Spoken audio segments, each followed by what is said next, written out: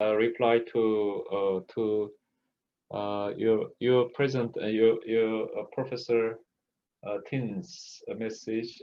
So yesterday I found that and we hurried to reply to include Myanmar colleagues to in here Thailand TEIN Winter's Symposium. Okay.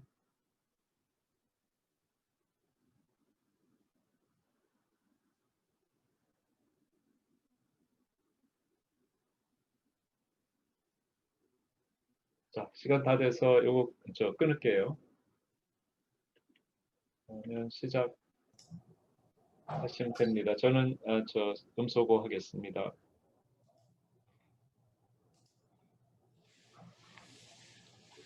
혹시 공유를 조금 풀어주시겠어요?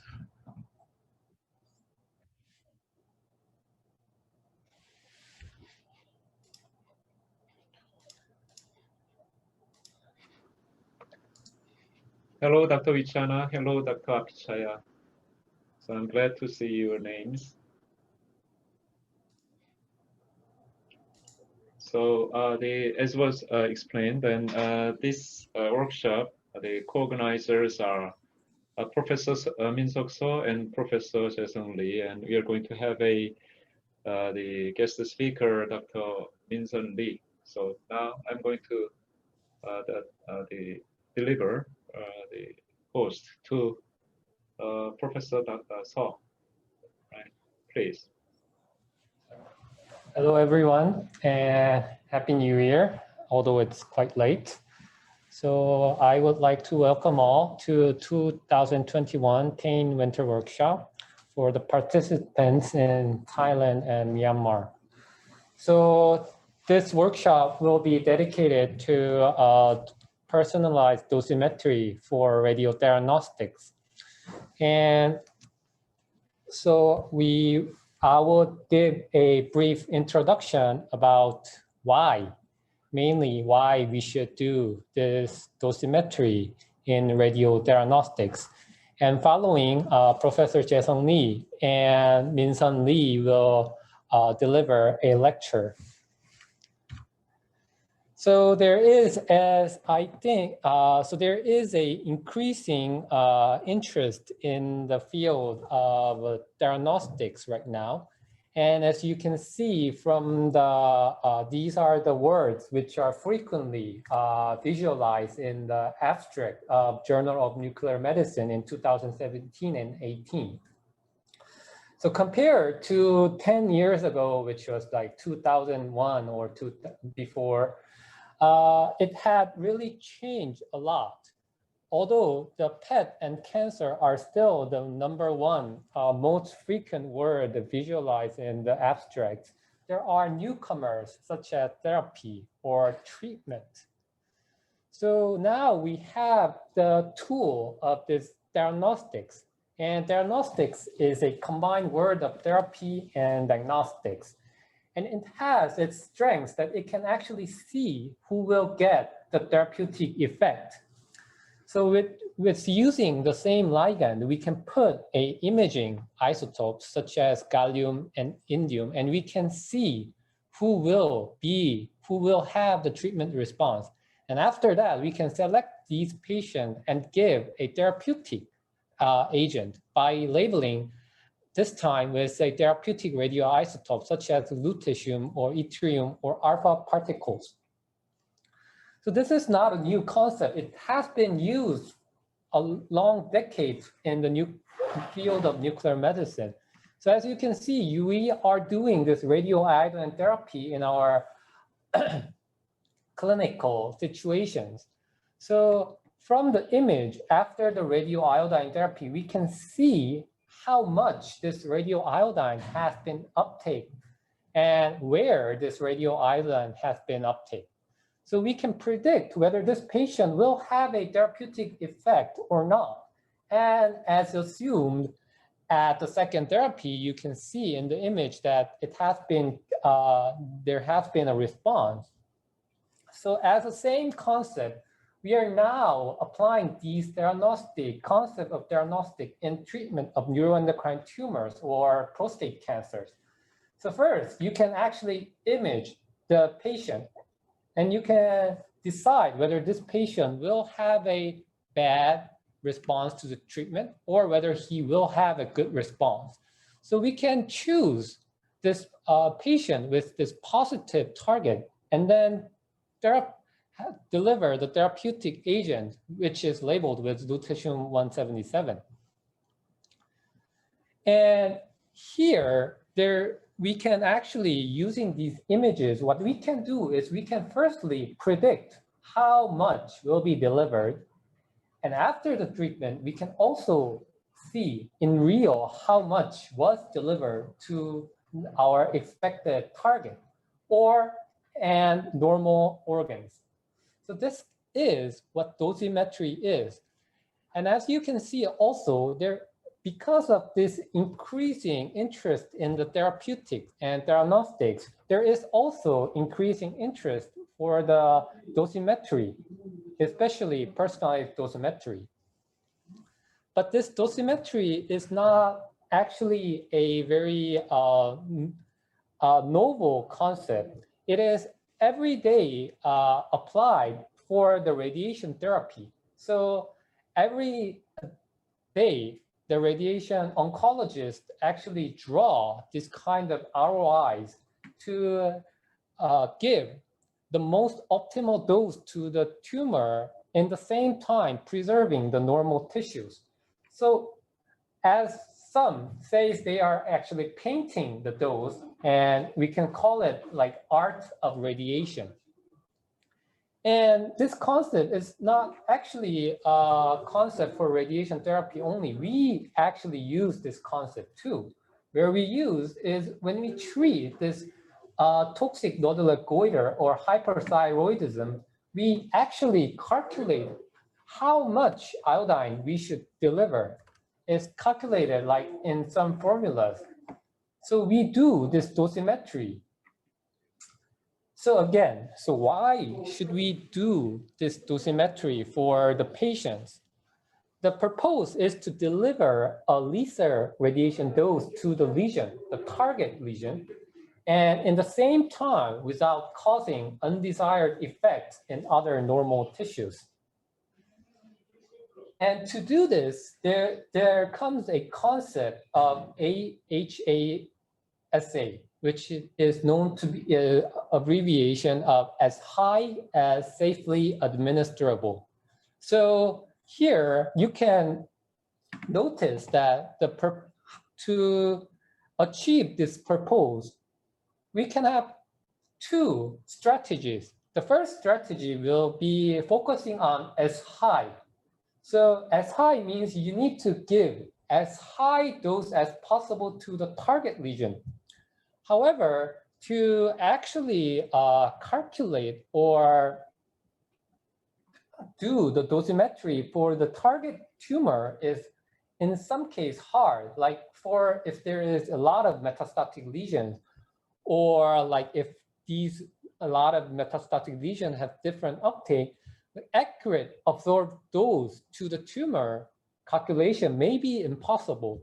However, like for the radiation embolization in like hepatocellular carcinoma therapy, since we give a very localized therapy, in there we calculate how much is delivered to the tumor, and it can be a one strategy. An alternative strategy is to focus on as safely. So this actually focused on not the tumor, but the non-target lesions, which is a normal organ, and especially organ at risk. And when you use different radiopharmaceuticals, there are different organ at risk.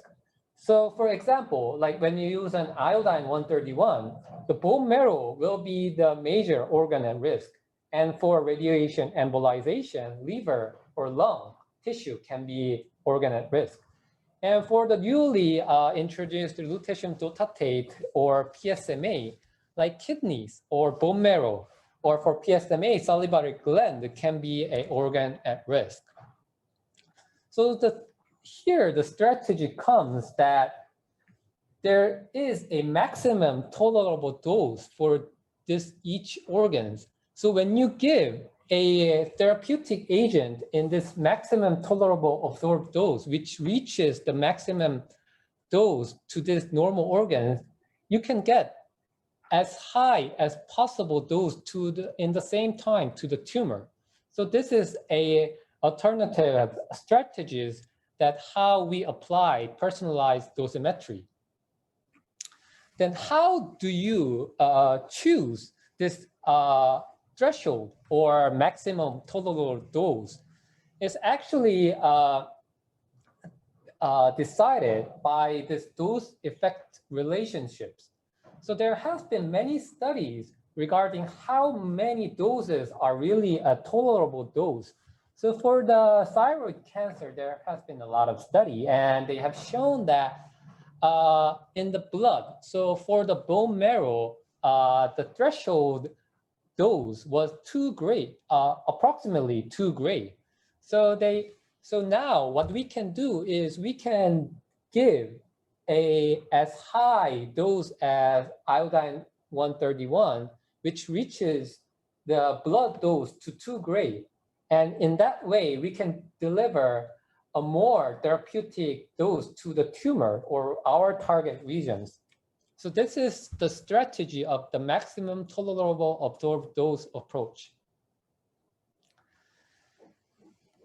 But actually, to do this, it takes a lot of time, actually. Like performing such calculation is too difficult and time consuming, and it actually may require experts.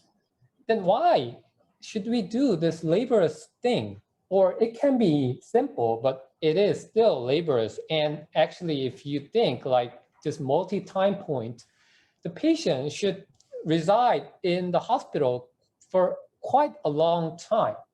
So although these kind of limitations, why should we do this dosimetry?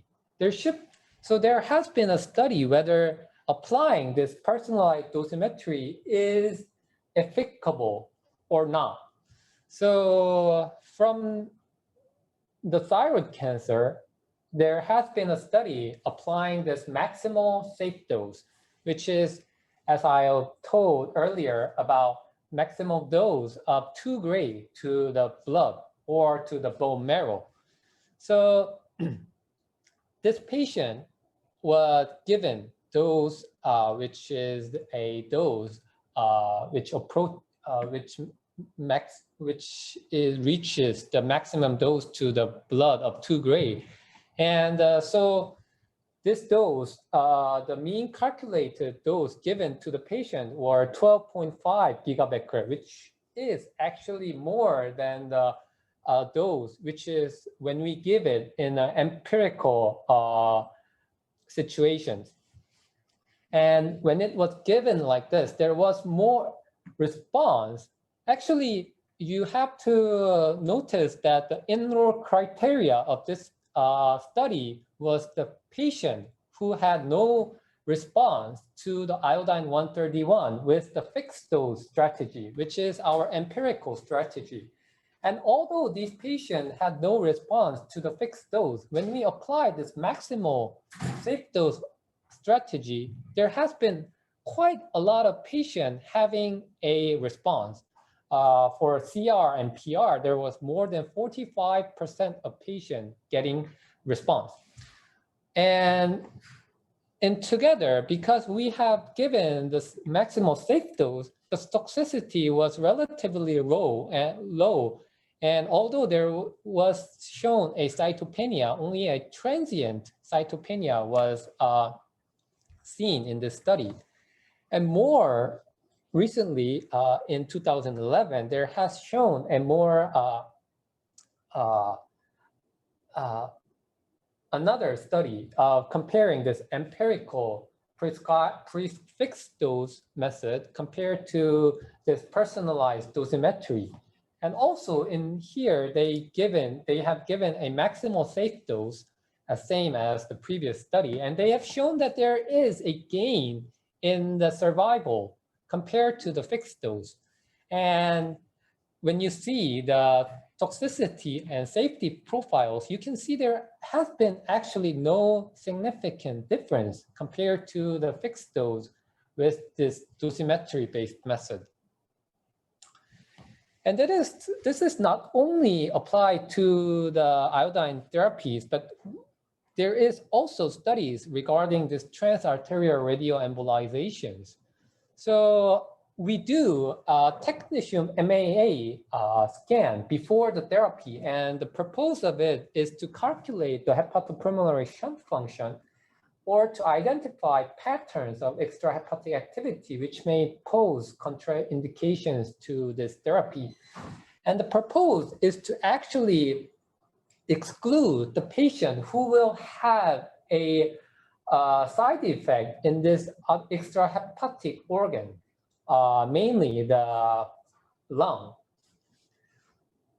And another, so using this same concept of maximum tolerable dose, there has been a study, and the main purpose of the study was to develop a prognostic score to predict response to the atrial radioembolization therapy. However, how they have chosen the dose is important, and they have chosen the dose according to the maximal tolerated dose to the normal liver. And they have chosen, initially, they have put a threshold to the 40 gray. However, after following up 18 patients with this 40 gray method, they have seen that the maximal tolerable dose could be up to 70 gray to liver. So more than 100 patients have given the maximal safe dose, which reaches the dose to the liver of 70 gray. And compared to the previous studies using an empirical strategy, there has been a favorable outcome of the survival, which is 14.1 months using this strategy. And now, because of the emerging of this PRRT, there also has been a dosimetry applied to the PRRT. However, before going on, I would like to introduce this PRRT. Actually, it is a molecular therapy and used to treat this neuroendocrine tumors. And now it is actually investigated to treat like prostate or pancreatic tumors.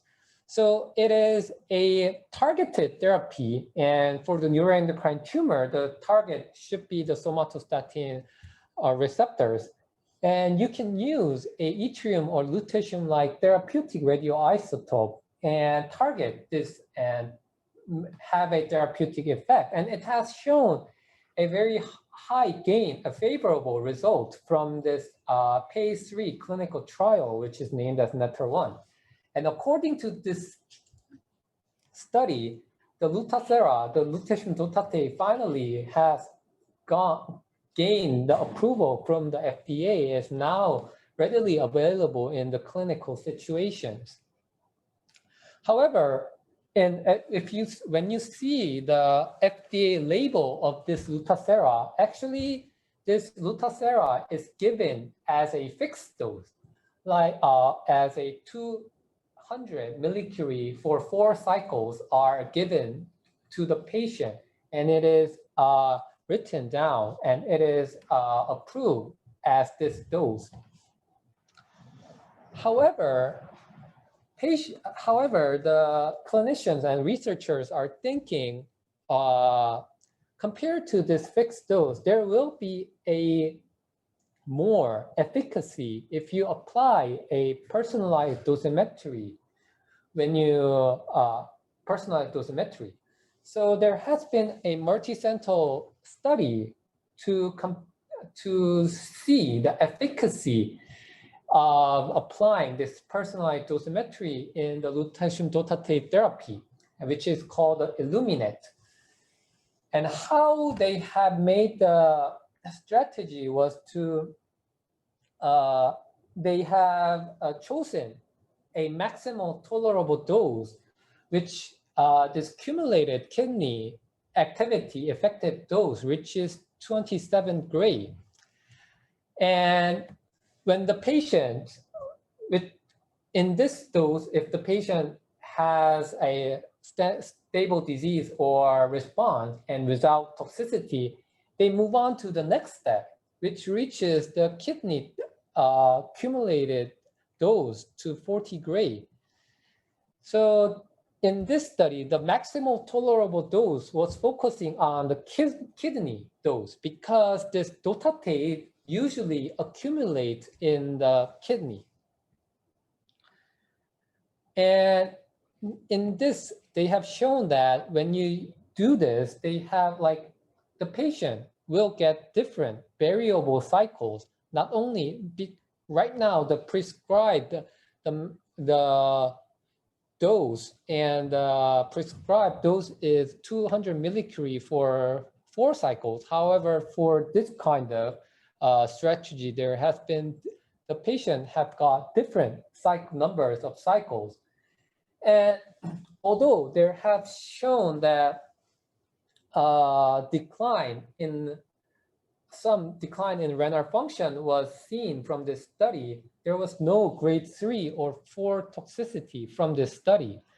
And actually the efficacy, because it is an interim result, the efficacy has not been shown from this study, but we will soon see whether this kind of therapy is more applicable compared to our empirical strategies. And next study actually is doing a similar approach, which again do a maximal tolerable dose approach, and also the focus is on the kidney.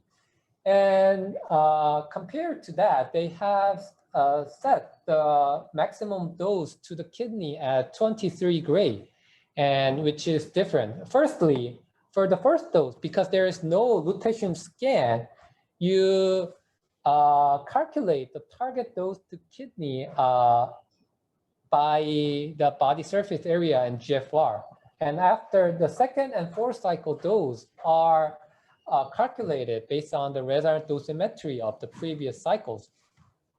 And compare to, this is actually a simulated fixed, when the fixed dose are administered, you can see that, so when you do this personalized approach, there is more cumulative activity or per cycle injected activity to the patient. And also more doses are absorbed to the tumor.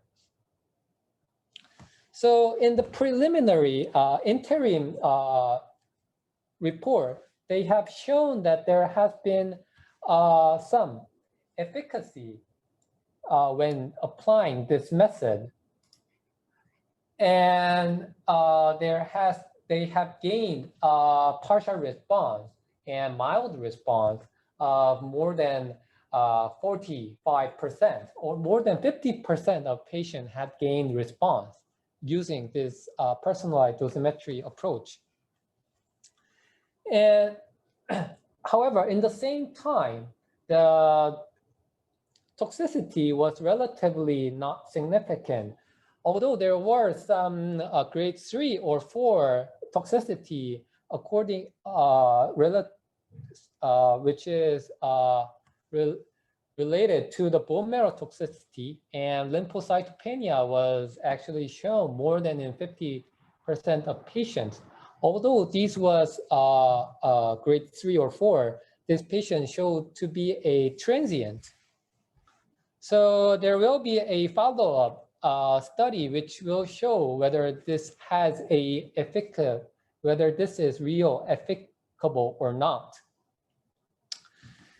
So now, and comprehensively, we have seen that applying this personalized dosimetry will have some gain in the effective tumor treatment.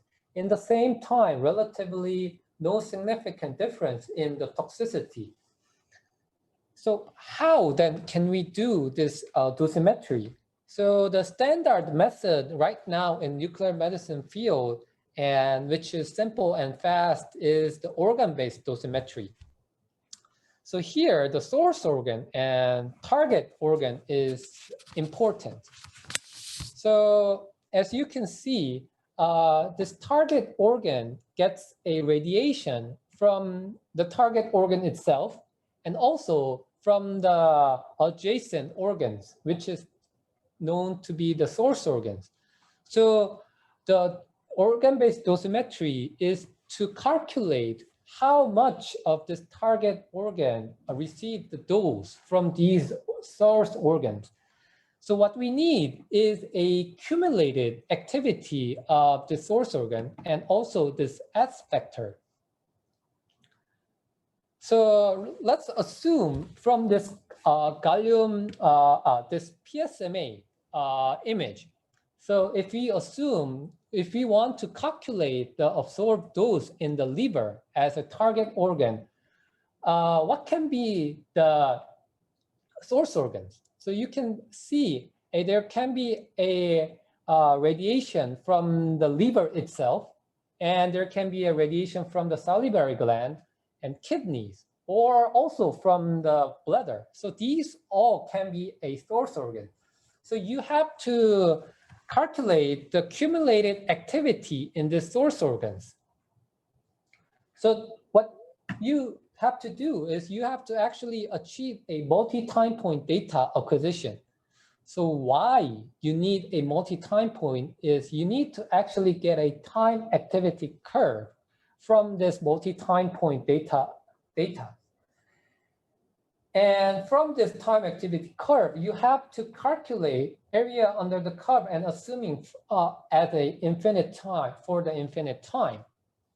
So when you calculate this area, you can then get the cumulated activity in this source organ. And after getting the cumulated activity in the source organ, you need to know this S factor, which can be provided from the mole tables. And actually this S factor depends on radiation type, energy, and anatomical relationship.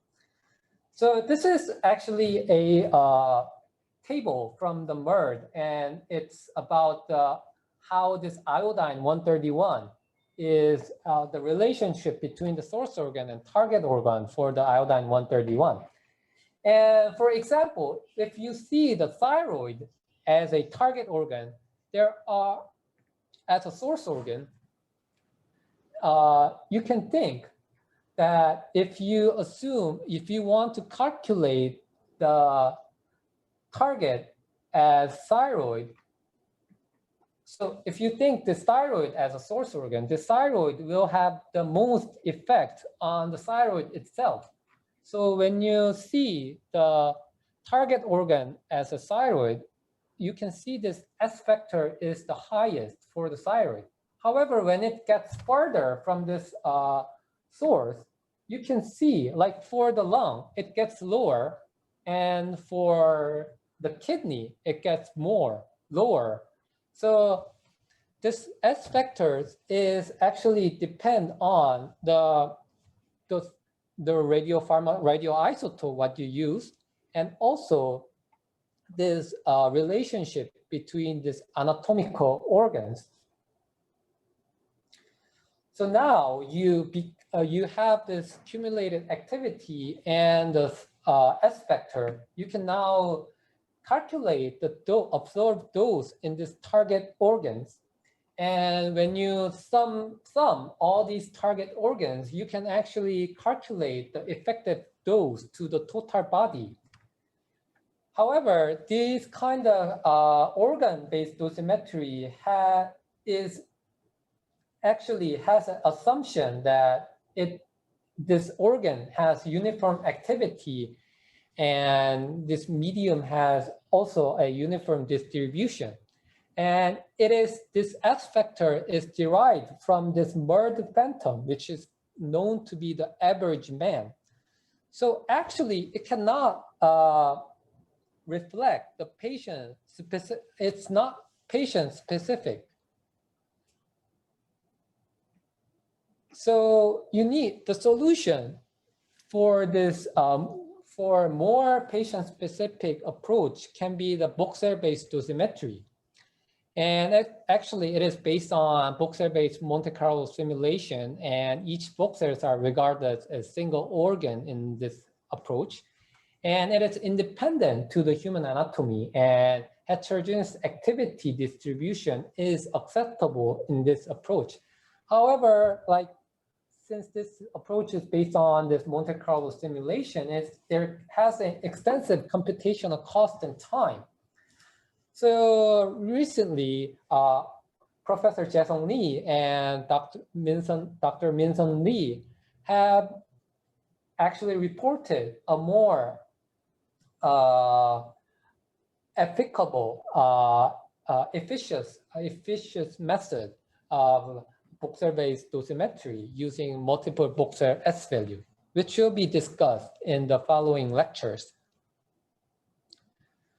So now we have the method how to do this dosimetry, but still the studies are lacking. And as you can see, there are not that much studies using randomized controlled or big data of clinical trials.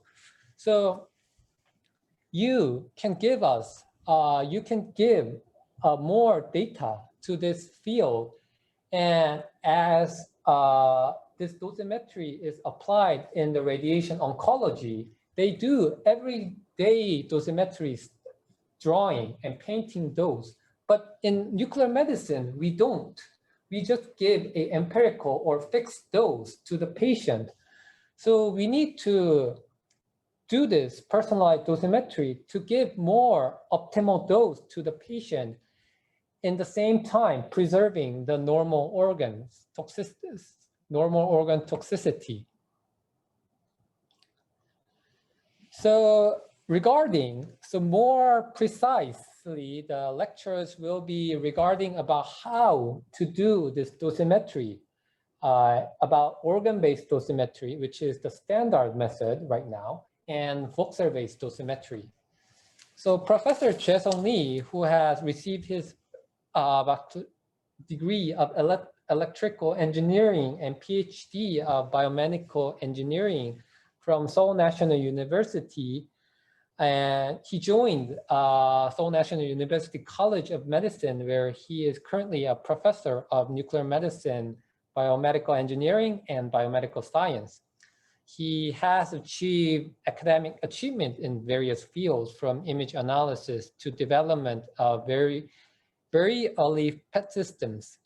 And he's now focusing on answering challenging questions in various medical imaging modalities, including the personalized dosimetry.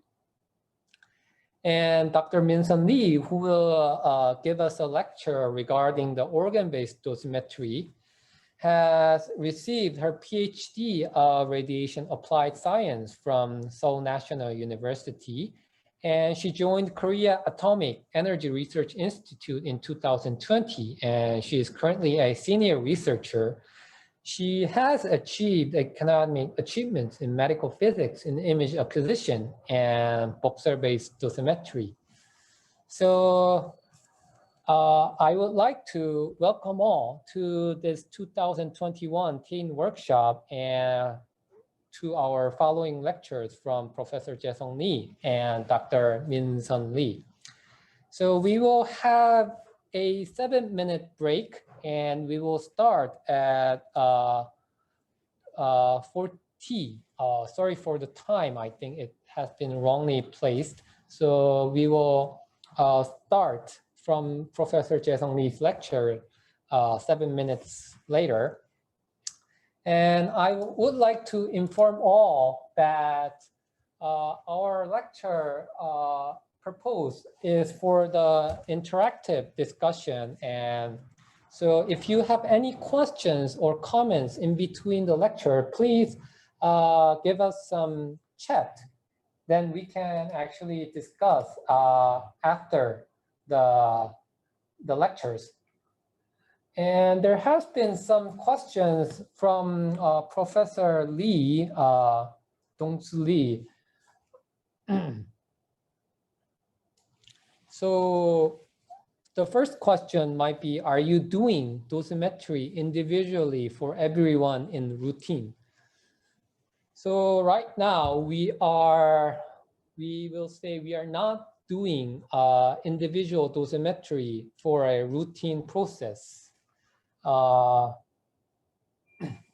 And we only are doing we are doing a clinical trial of lutein dotatate right now in Seoul National University.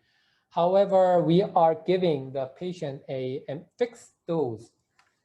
And regarding the how, the second question is the how, optimal, easy to use protocol for individual dosimetry now. I think right now,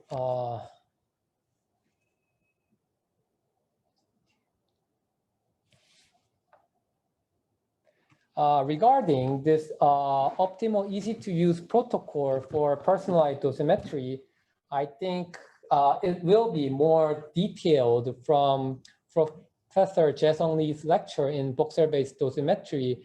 But there is a lack in the clinical situation, there is a lack of such a tool or protocol for very easy individual dosimetry. Actually, the limit is that right now there is very limited number of software programs that can be used for the dosimetry, like Olinda. However, it also is not that user friendly. So I think there should be more easy to use protocol which should be developed. And I think I have answered for the third question, are you using dosimetry in NETO trial, our lutein dotatate trial? Actually, we are just looking, we are giving the patient a fixed dose, but we check the dosimetry to the kidney or bone marrow, whether to see this patient has an excessive dose to this organ at risk. Yes, and samely for the PSMA, the dosimetry is not routinely applied, but I assume that from the studies, upcoming studies of this PRRT or other studies will show whether this personalized dosimetry has a real efficacy. And then this dosimetry might come to our clinical routine.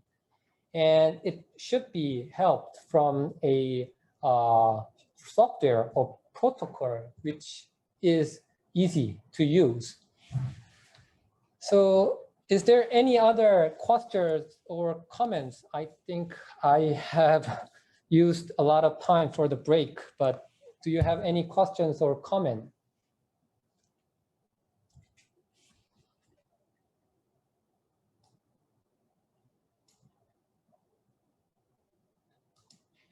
So later on, as you can see in the timetable, there is a session for Q&A and discussion, and we would like to more discuss some practical issues of how to do dosimetry and what kind of dosimetry are used right now in Thailand or in Myanmar for radiotherapeutics, for like iodine therapy or like radioembolization.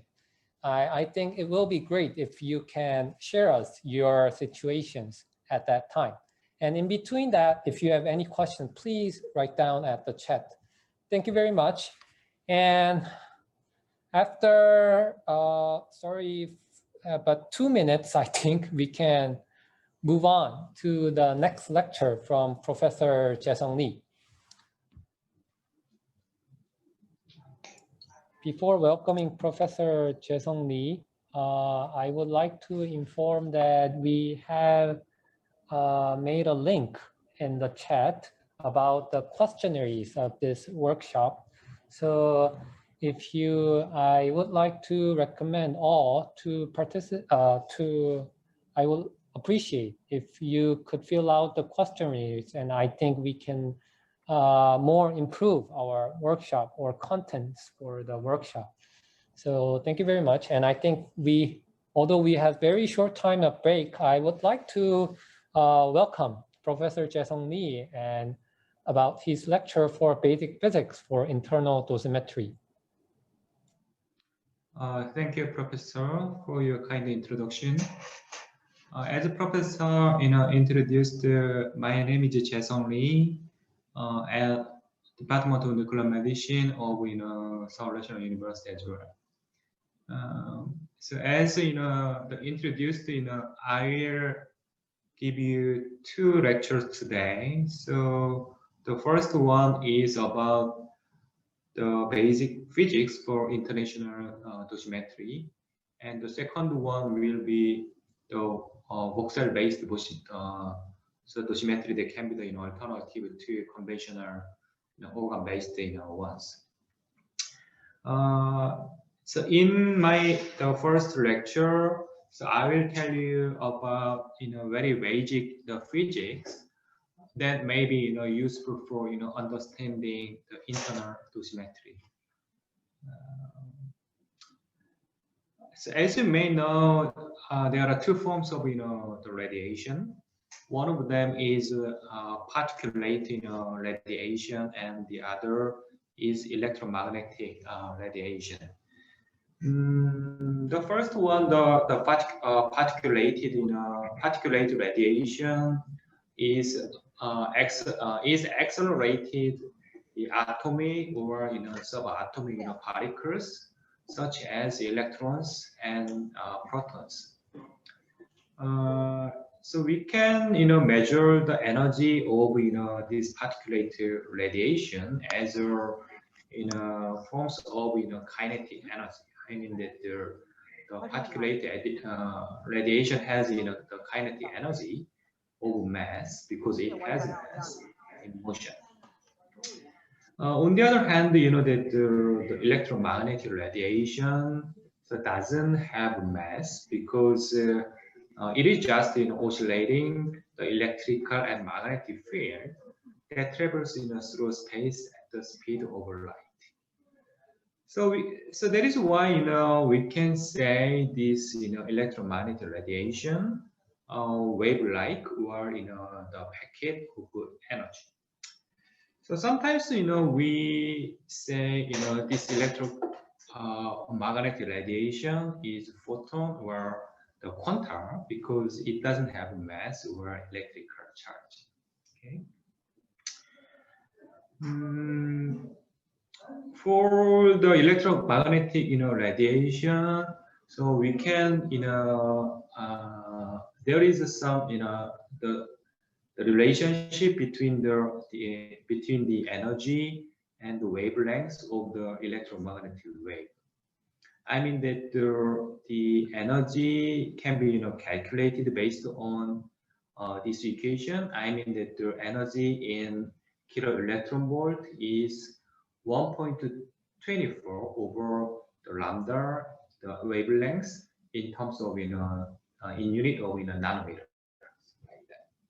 Okay, and as you may know, that the wavelengths and the frequency is inversely proportional to each other. I mean that if we multiply the frequency and the wavelengths of a certain electromagnetic wave, it equals the light with the speed of light, as you can see here. Okay. So that is why that the energy of electromagnetic wave is proportional to the frequency. So so this below figure shows that the range of the frequency of electromagnetic waves, and also the wavelengths.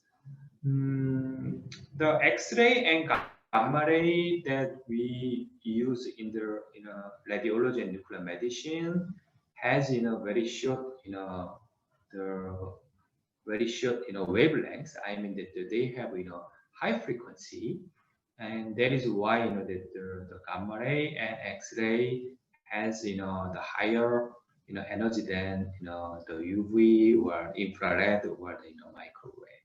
Okay. Then let me now move to how this electromagnetic wave, I mean this photon, interact with atoms. Yeah, actually the interact with atoms. I mean that they are not the fully transparent to the surrounding materials. They interact with atoms with 4 different the mechanisms. I mean that there are 4 different the interaction mechanisms of the photons with atoms.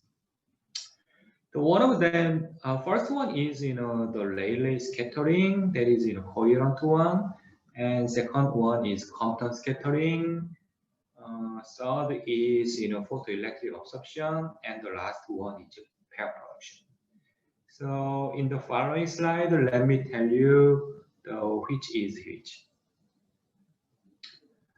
So I'm not sure how much you are familiar with Rayleigh scattering, because that the Rayleigh scattering occurs only with very low energy photons. That is not usually used in nuclear medicine. I mean that the photons with about 15 to 30 kilo electron volts undergo this interaction.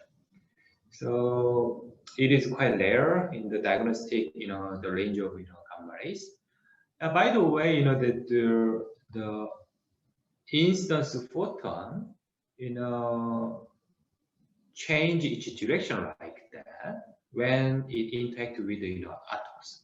Okay, so that is why that we call this scattering, because scattering means the change of direction, so something like that.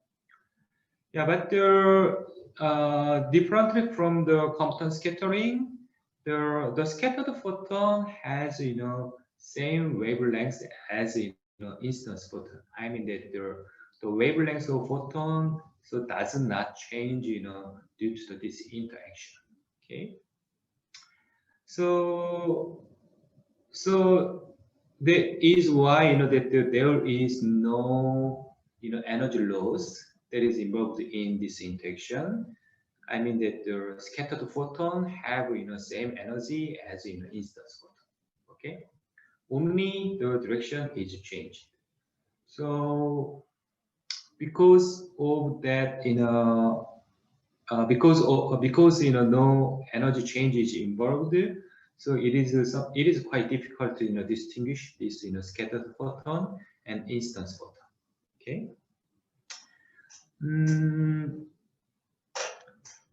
The second one that I want to tell you is Compton scattering. Actually, I think you are more familiar with the Compton scattering, because the gamma ray photons that we use for nuclear medicine usually undergo this Compton scattering a lot in the body of patient. Okay, I mean that this Compton scattering is predominant interaction of photons in the diagnostic energy range with soft tissue. Okay. If you look at this diagram, so instance photon changes its direction like that, as is shown in the Rayleigh scattering. But I think you can figure out the wavelength has been also changed like that. I mean that the wavelength of scattered photon is longer than instance photon. Okay, so the wavelength has been changed. So it means that this photon has lost its energy. I mean that as I told you, the photons with shorter wavelengths has higher energy. Okay, so I mean that the instance photon, the scattered photon has a lower energy than the instance photon. Then how was this energy used? How was this lost energy used? Yeah, actually, that the energy difference between these, the photons is used for the emitting the Compton electron. I mean that this instant photon, the interact with this orbital electron, and this orbital electron receives some energy from this photon, and then the ejected from each orbit like that. Yeah, we call this ejected emitted the electron the Compton electron. Okay. Yeah, actually, that this Compton scattering is, most likely to occur between the, photons and outer shell electrons. I mean that the outer shell electron has, lower binding energy than the inner shell electron. So that is why, that this, outer shell electron is more easily, detached from, these atoms like that. Okay. Actually, in the Compton scattering, the angle of the scattering is dependent on how much energy was lost in the interaction. I mean that the energy of scattered photon, the residual energy of the photon is determined by the this scattering angle, right? Okay.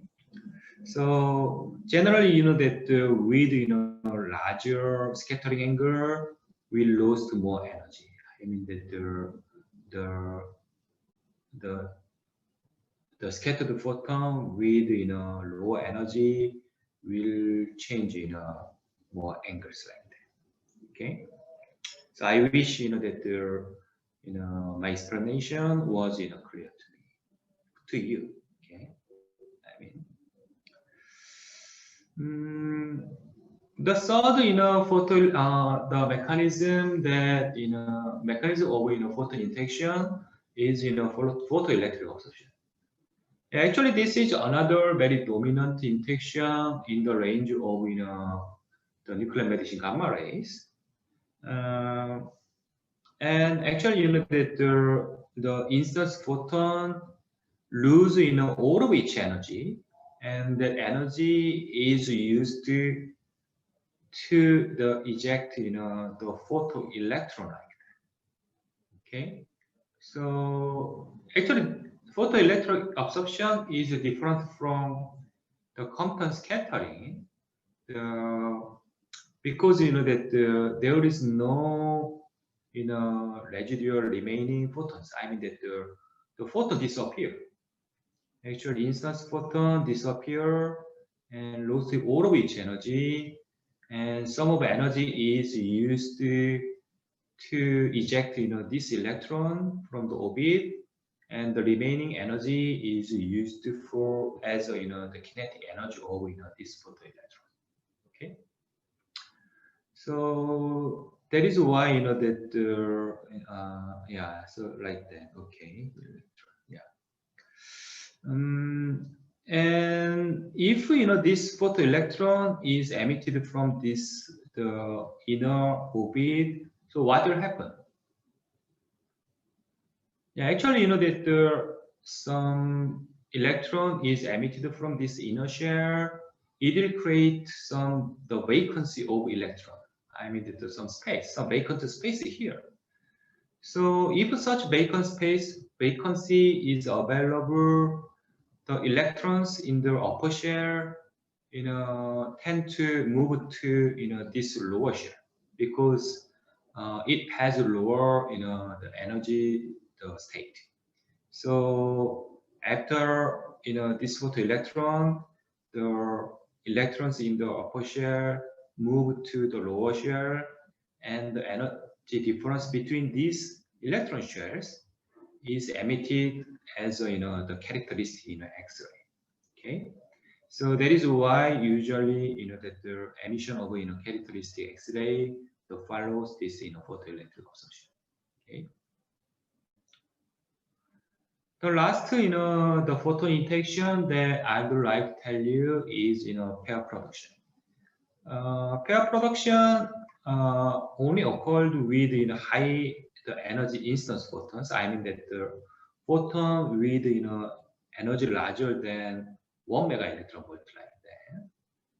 And actually, the photon energy is transformed into an electron and positron pair. I mean that the very high energy photon interact with the nucleus of atom, and as a consequence of that the interaction, this photon disappear, and the pair of electron beta minus and positron beta plus are created.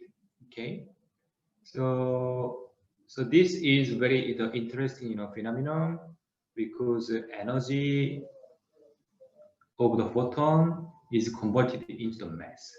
So the mass is the created. Okay. Yeah. So we now have two particles, electron and positron, as a consequence of this interaction. And what will happen if this positron is created? Yeah, actually, I think you are familiar with the positron because it is a particle used in PET. So if the positron is created same as in the PET scanning, the positron interact with electron, and they disappear, and their mass is converted into the two gamma ray photons, 511 kilo electron volt gamma ray photons. So following this pair production, the annihilation of gamma ray photons are resulted in. Okay, so this is very interesting the problem, the phenomenon. But as I told you, this pair production occurs with high energy photons with larger than 1 mega electron volt the gamma rays. Okay. Actually, in this figure, you can see, so what's the relative importance of three major types of gamma ray interaction. I mean that depending on the energy of photons, the dominant mechanism of interaction is different. I mean that so with the low energy photon, the photoelectric effect is dominant, and photon with the higher energy between 500 kilo electron volt to 5 mega electron volt, the Compton scattering is most dominant, and with very high energy photon, the pair production is dominant in the mechanism. Okay.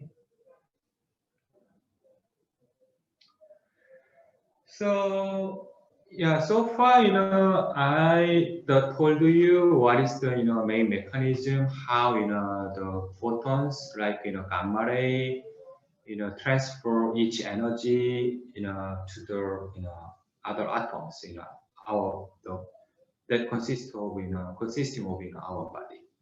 So when we do the gamma ray and X-ray dosimetry, this photon interaction is the mechanisms that we should consider in physics. Okay. So if you have any questions so far, I think you can ask me directly, or you can leave some question or comment in the chatting window. Okay. So which any way that you are you feel comfortable. Okay. Do you have any questions so far?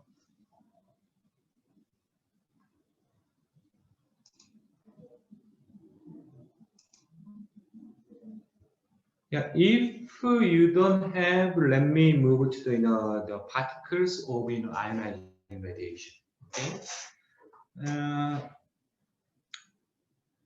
Yeah, actually, as I told you, that the accelerated, the charged particle or uncharged particle, can act as ionizing radiation.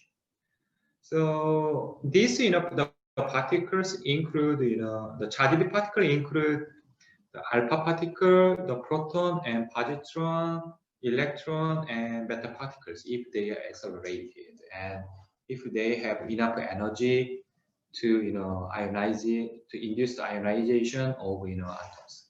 Okay. And neutron, uncharged particles like neutron is also the ionizing radiation, but it is not used for medical purposes generally. Okay. Actually, you should know that the behavior of this particle. So with charge and mass, the passing through the material is very different from the behavior of photon. Okay, so that is why we should understand each mechanism of interaction within our body. Okay. So let me start with alpha ray, alpha particle. So yeah, actually, that the alpha decay is a decay mode that occur primarily among very heavy elements. Okay, so I mean, that the very unstable, the heavy elements, heavy atoms, emit alpha particle. So as you know, that the alpha particle, is equivalent to the helium atom, with the kinetic energy ranging between 4 to 8 mega electron volt. Okay. I think this would be most important in the dosimetry. I mean that the alpha particle has very short range, and each range is about 0.03 millimeter in body tissue. So it means that the alpha particle quickly transfer each energy to the surrounding tissue. So the therapeutic effect of that is why that the therapeutic effect of alpha particle is quite high because it loses energy in very quickly. Okay. Yeah. By the way, that so due to the alpha decay, atomic mass is decreased by 4. As you can see here. Okay. So another important fact that we should remember in the alpha decay, actually, that the daughter of the alpha decays usually the further decayed. I mean that they are decayed in the cascade way as shown in this slide. For example, that uranium-238 emit alpha ray, and then each daughter emit beta minus, and the beta minus again, and each granddaughter emit alpha ray, and another alpha, and something like that. So finally, that it is transformed to the stable PB206. So yeah, this is why that the alpha emitters are useful for the therapy because a lot of cascading alpha and beta are emitted, but this can be some disadvantage of the particle emitting radioisotope in terms of dosimetry because that their chemical properties are changed through the this the cascading the procedure. Okay. So, yeah, by the way, let me move to beta minus. Yeah, actually, that so beta therapy is quite popular now because that the iodine 131 and lutetium 177, all of them emit the beta minus the particle. Yeah. By the way, that the beta minus emission occurs in the radionuclide with excess number of neutrons compared to the number of protons. So actually, in this decay, the neutron is converted into proton with the simultaneous ejection of negatively charged beta and anti-neutrino. Okay. Yeah, so that is why that the electron has the continuous energy. I mean that when electron is generated, actually it is co-generated with anti-neutrino. I mean the electron is generated simultaneously with anti-neutrino. So the energy is shared by electron and anti-neutrino. So that is why it has continuous energy spectrum. Yeah. By the way, that the number of proton increased by 1, and atom is transformed into different element. Okay. So yeah. So this is one of such example. They show how the carbon 14 is converted into the nitrogen 14 by that beta minus emission. Okay. Yeah, actually that so the H3 carbon 14 and P32, so they are the pure beta minus emitter. I mean that only the beta ray is emitted in each decay. So as I told you, that this beta minus emission has the continuous energy spectrum. I mean that this is the energy spectrum of beta particle emitted by carbon 14. As you can see, it has continuous the energy. So, but each maximum energy is some unique value depending on the radioisotope. So 153 kilo electron volt is the maximum energy of the beta emitted from carbon 14. Yeah, but in terms of dosimetry, we usually have interest in the average energy. So the average energy of beta minus is approximately 1/3 of this maximum. Okay. Yeah, so it has relatively lower energy than alpha ray, and the beta ray is is not easily interact with the surrounding materials as alpha particle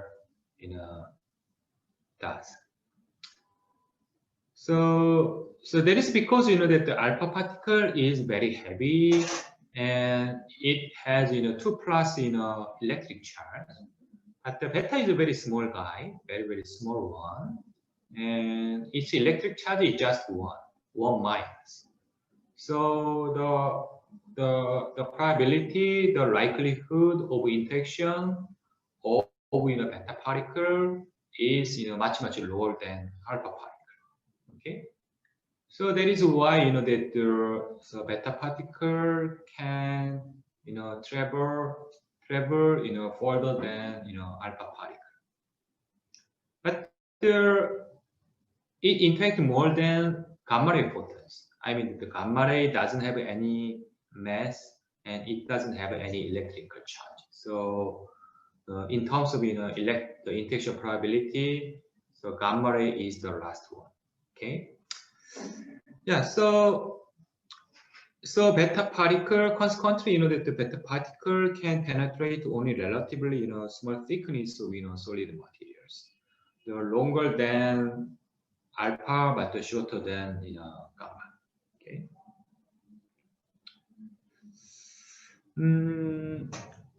So we actually, another very interesting emission, the decay is beta minus gamma. Okay.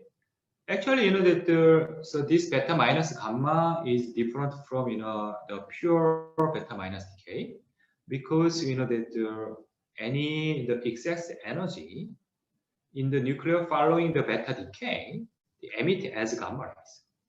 I mean that in the pure beta minus emission, that happen,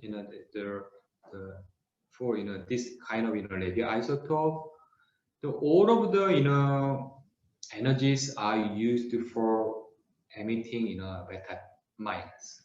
There is no remaining energy.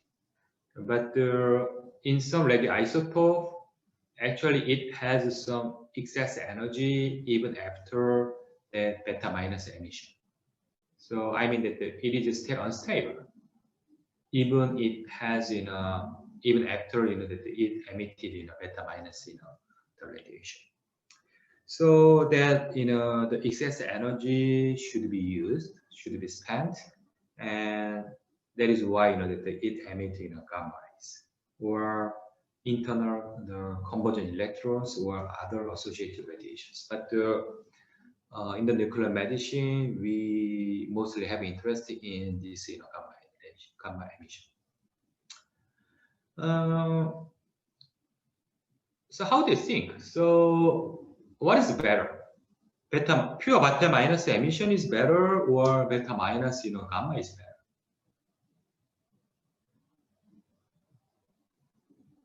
Yeah, if we appreciate the larger energy, the beta minus would be better. But if gamma is available, I mean that if it also emit gamma ray together with beta minus, actually we can utilize this gamma ray to localize where this beta minus was emitted. I mean that we can generate imaging of this radioisotope, and the image information can be used for dosimetry. Okay, so that is why that this beta minus gamma emission is very important, mostly useful for our nuclear medicine. I mean that this is the main tool used for theranostics. I mean that simultaneous concurrent the therapy and imaging. So I mean that the therapy using the beta minus and patient scan using this gamma ray. Okay. So that is why that the popular radioisotope for therapeutic purposes undergo this beta minus gamma emission. So the most common one is iodine 131, and the other popular one, another popular one is lutetium 177. Okay, so all of them at beta minus undergo beta minus gamma emission. Okay, so please look at this beta minus gamma emission, the decay scheme for beta minus gamma emission. I mean the xenon 133 emit beta ray, and then this cascading gamma rays. So we can use this beta ray for therapy and use this gamma ray for imaging. Okay.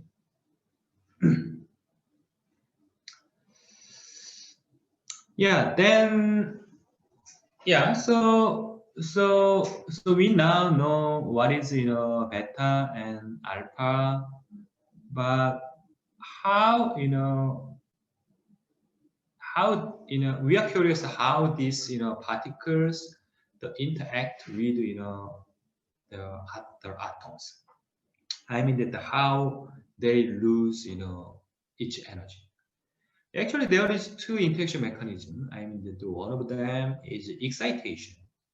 Actually, that the charged particles can elevate, the electrons, from its, balanced, state to the excited, state in atom, the molecule, or crystal.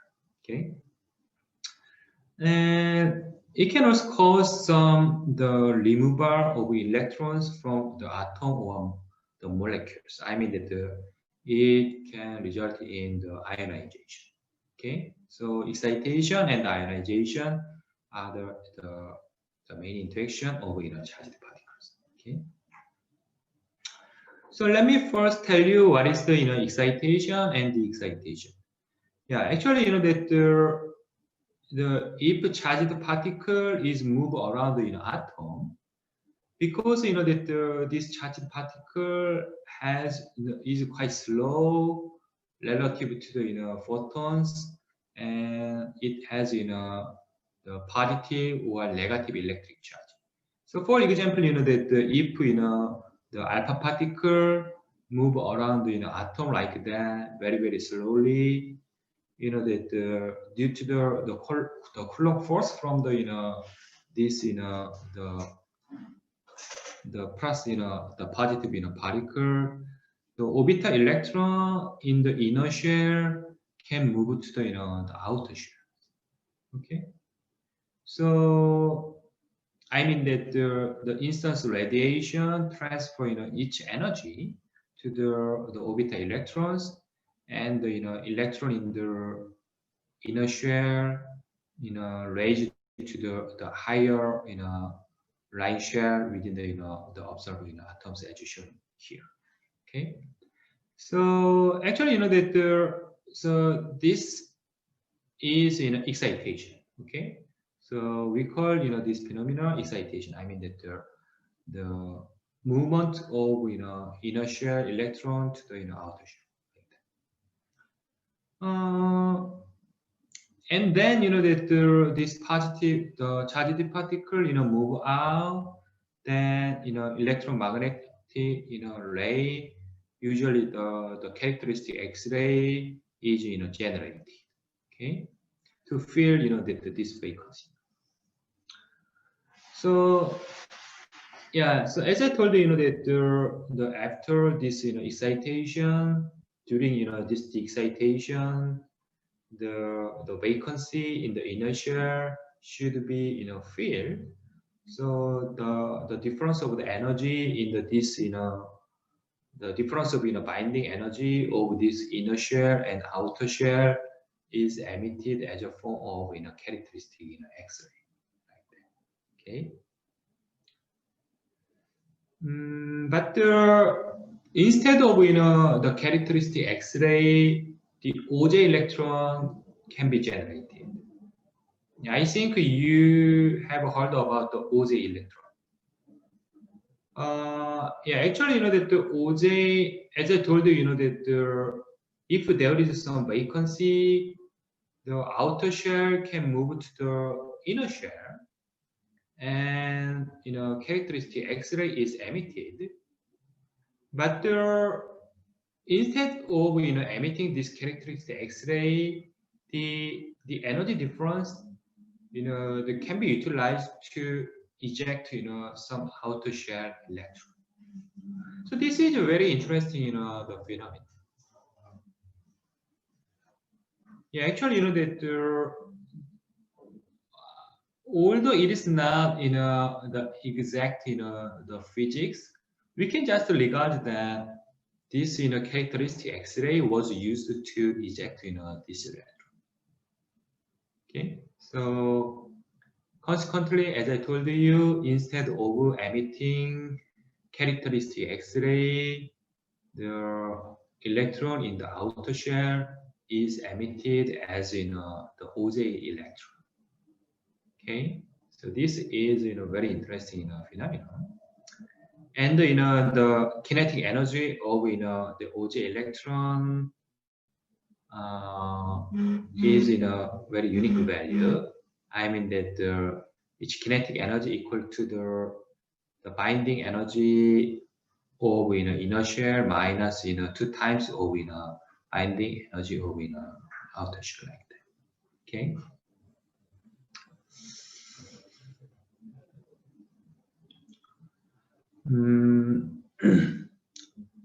Yeah, so yeah, actually, as I told you, that the excitation and ionization is the mechanism that happen when charged particles interact with atoms. Then what is ionization? So actually, that we say it is ionization when the instance ionized radiation is the cause the emission of electron, the orbital electron. Actually, it happened when the transfer energy from the instance ionization exceed the bounding energy of electron occurs. Okay, and as a result, electron is emitted from the atom, and the ion pair is produced. I mean that the pair of this ejected electron and positively charged atoms like that. Okay, so this is ionization. Usually in this ionization, actually this ionization effect occurs in cascade way. I mean that this the ejected emitted the electron if this electron have the sufficient energy to be used as secondary the ionization, actually it can generate secondary ions. So this can be some cascade phenomena. So usually that we call this secondary electron the delta. Okay.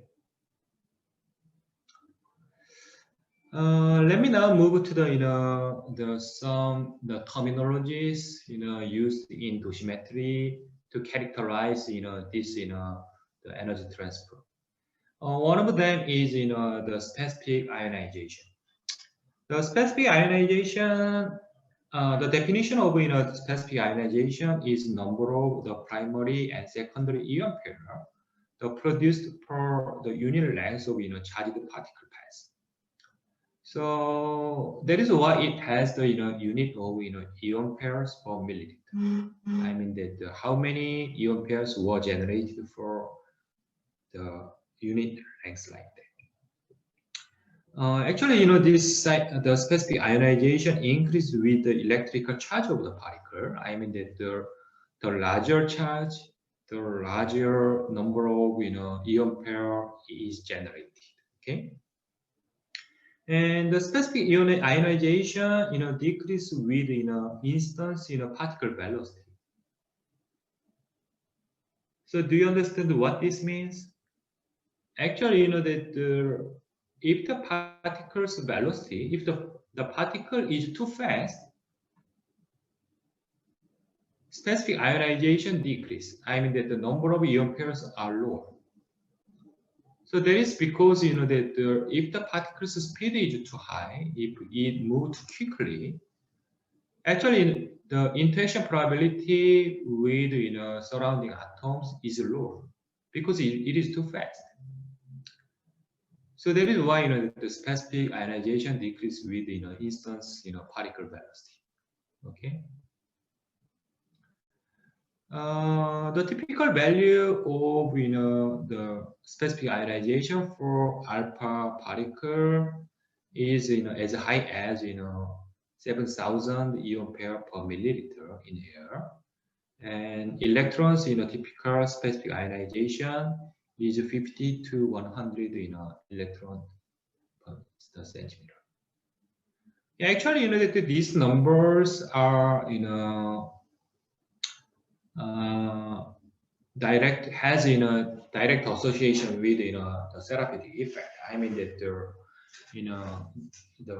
the more specific ionization can cause the better therapeutic effect. So that is why that the alpha has better therapeutic effect than the beta. Okay? So I think you may know what is the Bragg peak. Actually, that the Bragg peak. Actually, this is Bragg peak. I mean that this graph is the specific ionization as a function of the distance from the end of entrance of the charged particle. Yeah. So you can see, as you can see here, the charged part, this ion pair, I mean that the specific ionization increase as the charged particle moves, because that as the alpha particle, the heavy charged particle, the moves, they lose their energy, the kinetic energy. I mean that their speed decrease. So the probability of interaction increase and specific ionization increase. So as it moves, each speed decrease, velocity decrease, and the specific ionization reach to the Bragg peak. So and at each Bragg peak, it loses all of its energy and the particle disappear. Okay, so that is why that in some distance the transport energy will reach to the peak like that. So this is Bragg peak. Okay.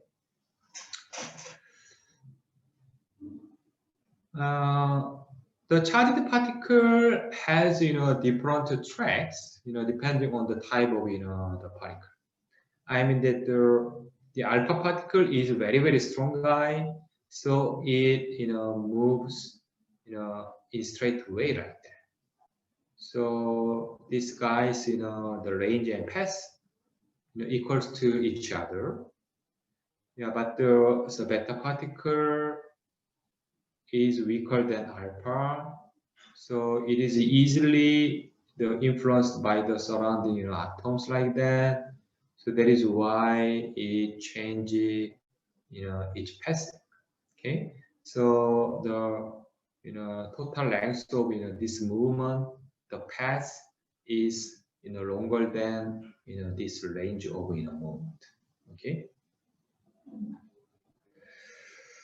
The last terminology that we should remember is linear energy transfer. Yeah, actually, that the linear energy transfer is the product of the specific ionization and the average energy deposit for the ion number. Yeah, so this LET is the actual energy that was obtained from the particle interaction. So this is the quantity of major interest in the dosimetry. Okay, so we want to deliver higher the linear energy transfer. Okay, so higher, I mean that the higher linear energy transfer means better therapeutic effect. Okay. And this linear energy transfer largely determines the biological consequence of radiation exposure as well. So alpha and proton has high linear energy transfer, and gamma and electron has low energy transfer. Okay. So this slide show the such difference. So as I told you, as I told you. As I told you, yeah, the alpha has the largest, the highest, the linear energy transfer. Okay, because that it easily interact with atoms and it goes straight like that. But the beta has low energy transfer, and beta also the moves around like that. Okay, but OJ electron is, has low energy. So that is why, so actually, that each, the range of the movement is the shorter than beta. So that is why it has, the larger the linear energy transfer than beta. Okay. So please remember, this figure. So alpha has, higher linear energy transfer, and it goes straight like that. So it is more likely that it can break, it can break, this, the DNA. Okay. So yeah, so actually in my, the first lecture, I told you the types of, ionized radiation, and so how this, the ionized radiations will interact with, atoms. So they are different, between the, photons and charged particles. Okay. So do you have, any questions?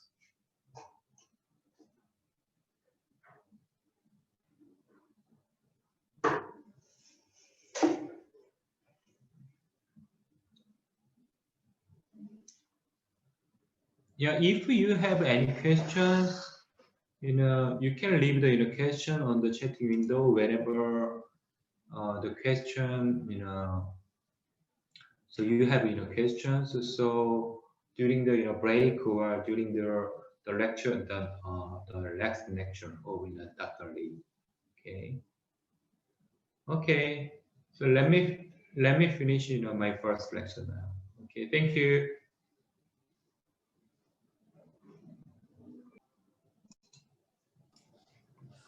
Thank you for your lecture. I think we can start after 8 minutes, and Dr. Minsan Lee will deliver us a lecture. So let's meet 8 minutes later.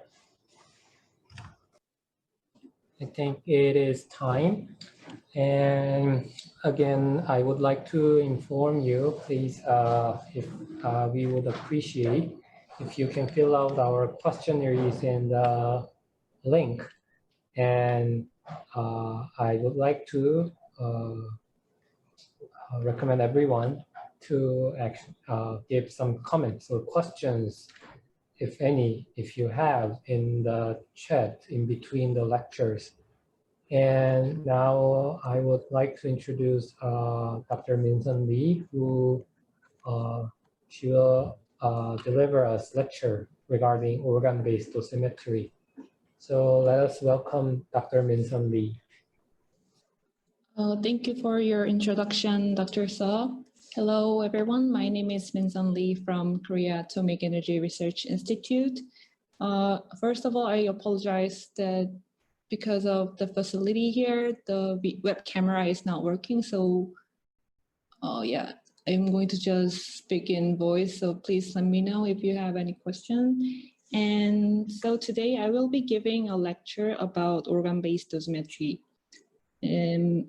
Let me introduce myself a little bit. So I did my PhD degree under Dr. Jason Lee, who gave you a talk today in the previous session. And I did some research on radiation dosimetry during my PhD, especially focusing on the developing algorithms for radiation dosimetry. So today I will give a lecture about the organ-based dosimetry today. This is the context of this lecture. I will briefly talk about the basic background, and then we will go through the calculation of radiation dose. And finally, I will be showing an example of organ-based dosimetry using a commercial software. In the basic background section, I will be talking about the terms and concept of the organ-based dosimetry.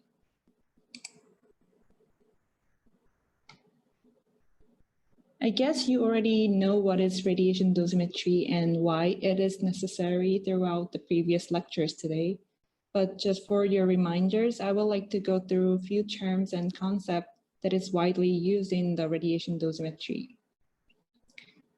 So in a general terminology, the radiation dosimetry means the measurements of deposited energy in the human body that is delivered by the ionizing radiation. And biologically, it means the measurement of the radiation-induced changes in the body organism. And physically, it means measuring the deposited energy per unit mass. This radiation dosimetry concept is widely used like in both medical field and such as nuclear medicine, radiation oncologies, and also other purposes as well. Here, we will be focusing on the internal radiation dosimetry, especially in the nuclear medicine field. And the internal radiation dosimetry, especially is focused on the measurement of radiation energy deposited in the internal organs of the human body that is especially delivered by the radiopharmaceutical uptake. And from now on, I will be focusing on this dosimetry term specified in nuclear medicine. Also, I would like to point out that internal radiation doses cannot be measured directly, unlike other radiation doses measured externally or like environmentally. So since this radiation dose cannot be measured directly, it is very challenging to measure the internal radiation doses. However, it is also very important because we need to analyze the energy distribution in the body tissue quantitatively to ensure an accurate therapeutic prescription. And also it is very important to assess potential risk for the patients as well.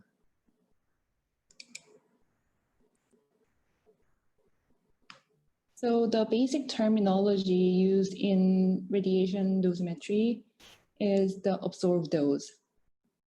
This absorbed dose, which is represented in the alphabetical letter D, is defined as the amount of radiation energy in joule deposited in unit mass kilogram of an organ. So this absorbed dose has the unit of joule per kilogram. And since the energy has the unit of joule and the organ mass have the unit of kilogram. And based on the SI unit system, we use the unit of gray for the absorbed dose. And this 1 gray of absorbed dose is defined as 1 joule energy that is deposited per kilogram absorber. Based on the traditional unit, you can also use the unit of rad, and this is equivalent to 0.01 gray, that is in SI unit. This absorbed dose terminology is not only specified in the internal dosimetry, it can be also applied to any kind of absorber materials.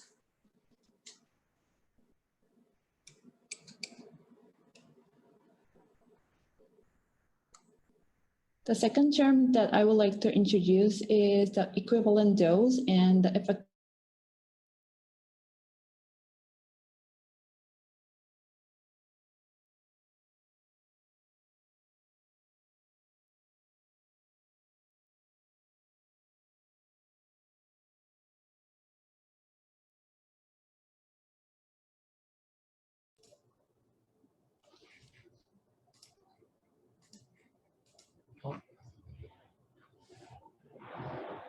혹시 소리가 잘 안 들리나요?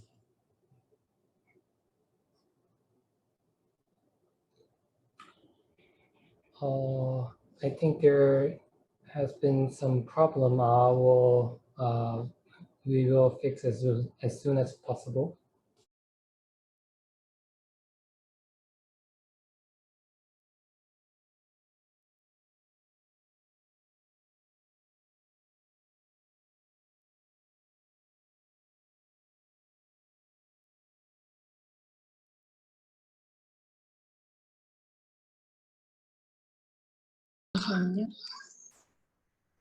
Oh, I'm very sorry for leaving. Oh, it's just because of the internet problem. The program was like unexpectedly exceeded. Let me just.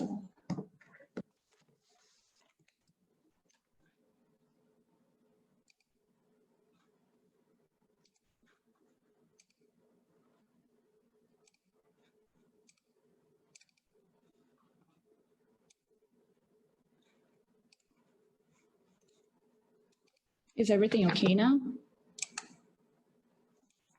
Yeah, I think so.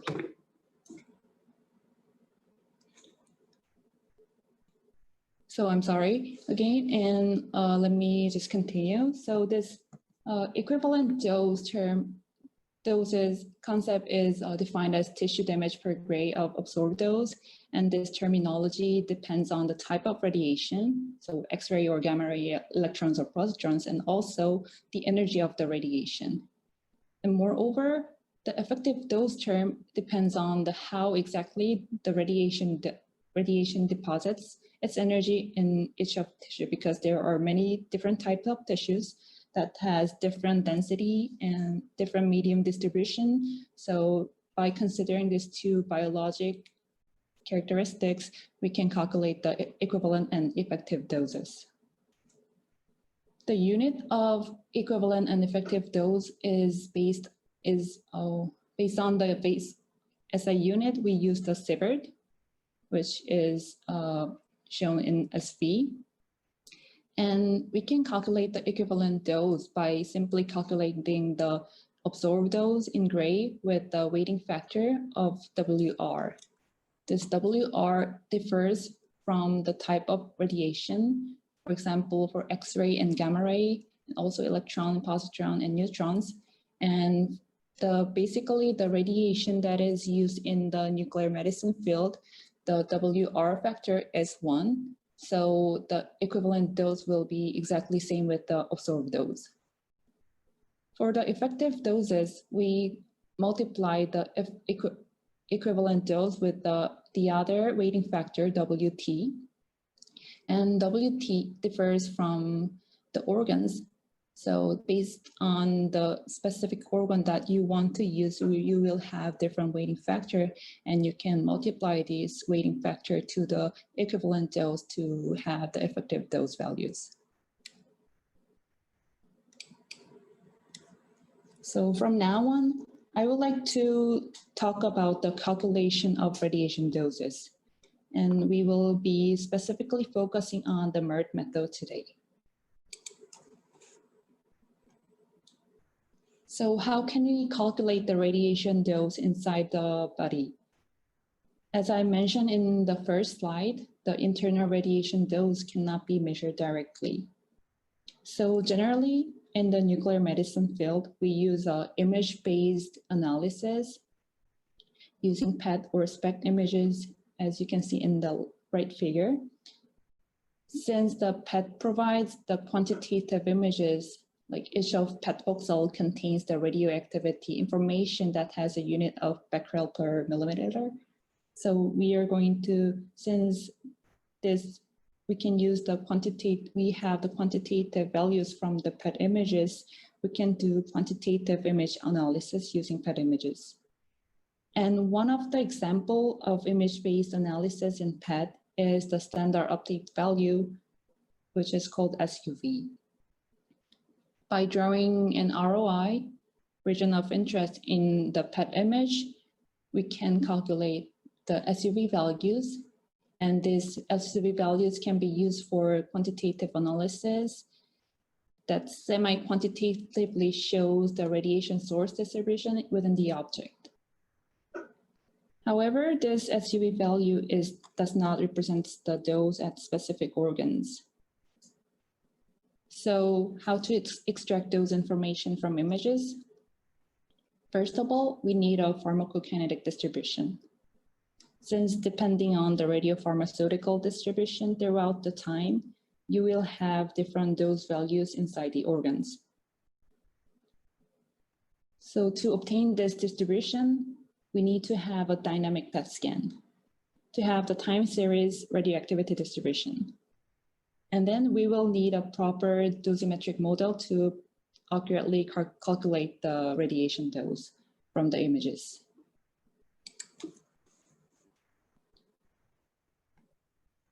So for the proper dosimetry calculation models, there is a committee within the Society of Nuclear Medicine that is called Medical Internal Radiation Dose, which is shortly abbreviated as MERD. And this committee is established in 1965 within SNM Society. And the purpose of this committee is to develop standard method, models, mathematical schema, and publish data for assessing internal radiation doses. There are a series of reports that is called MERD pamphlet, which contains useful information about dosimetric methodologies and also data. And for your information, MERD pamphlet number 21 is the latest publication of MERD-based organ dose calculation. So if you're more interested, you can check up on the MERD pamphlet number 21.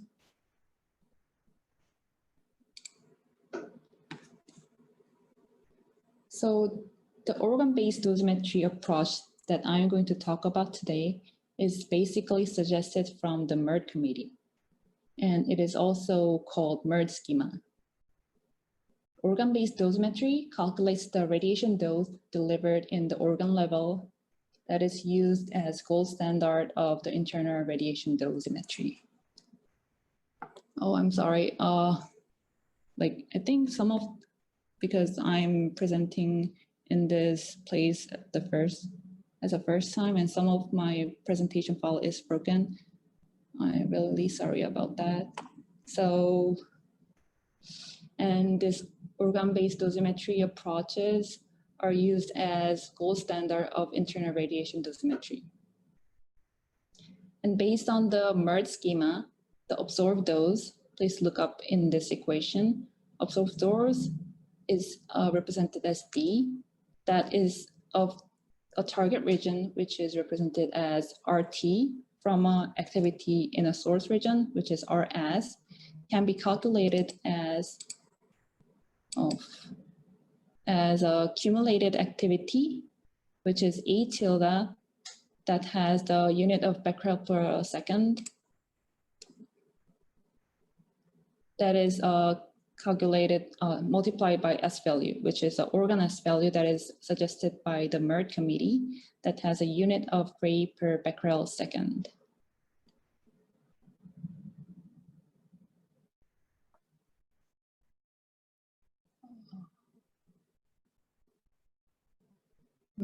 I'm very sorry. The presentation file is also broken in the next slide.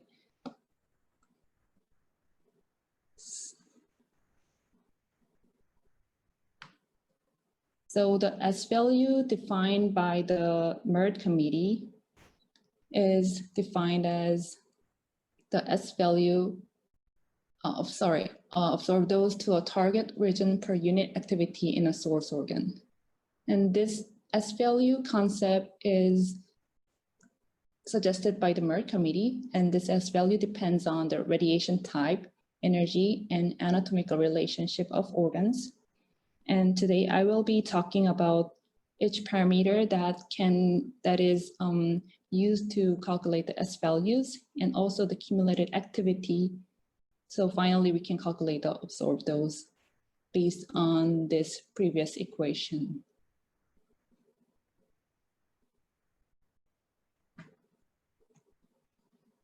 So this is the equation of calculating the MERD-based organ doses. And this is the equation that is not broken. So please look up on this equation. So as I meant, let me just repeat again about the previous slide. So observed dose of a target region from the source region can be calculated by multiplying the cumulated activity and the organ S value that is suggested by the MERD committee. And this organ S value can be represented by this equation. And we will go through each of these parameters in the following slides. And this S value can be calculated or also simulated using the Monte Carlo simulation. based on the generalized mathematical phantom, which is shown in the right figure on the below. And I want to point out that this S-value calculation is based on the assumption that organ has uniform activity inside and also uniform distribution inside. And you don't have to worry about calculating this S-value because there is already a large database exists for many radionuclides from different organs. So you can just look up on the published data. For example, there is a big published data in MERD pamphlet number 11 and use this as values for your dose calculation. So the advantage of this MERD-based organ dose calculation is very simple. So you just need to calculate, multiply the accumulated activity with the S value of each organs. So from now on, I will go through each step of MERD-based organ dose calculation. As I mentioned previously, we firstly need to have pharmacokinetic distribution to assess the accurate radiation dose inside the human body. So we are going to assume a case of dynamic PET imaging. So we will have a series of PET scans in from 1 minute until 87 minutes here. And then as a first step, based on the dynamic PET scan, we will define source and target organs.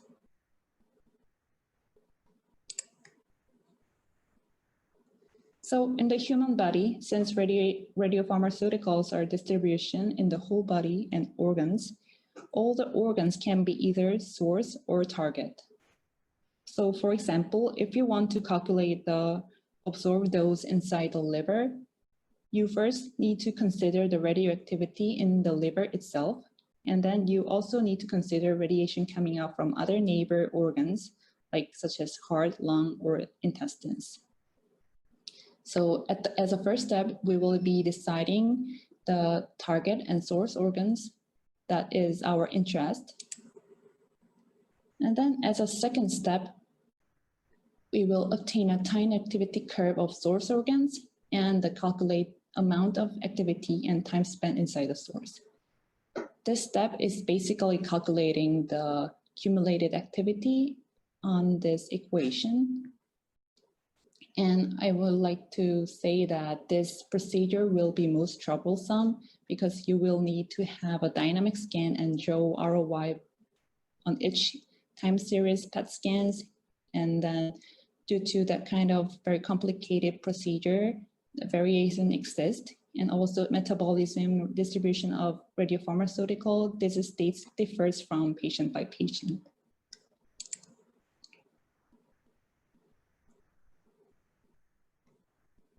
So from each source organs, you need to draw an ROI on the PET images first at different time points. And then you will be drawing a TEIN activity curve like this figure on the right. So since we have the activity information at each different time point, we can draw an activity curve like this. And then we will be integrating the area under curve of this TEIN activity curve, and that will become a cumulative activity. This cumulative activity has a unit of megabecquerel per second usually, and it is defined as the amount of activity present in the source organ during the length of time for which the activity is present. So basically, we are going to integrate whole radiation until the radiopharmaceutical decays until five or more than 5 half-life. And another similar terminology that you can use instead of the accumulated activity is the average residence time, which is also called the average lifetime. So by just basically calculating dividing the accumulated activity with the initial activity, you can calculate the residence time, which is the average lifetime of the radionuclide inside the source organ. We can use this residence time value instead of accumulated activity.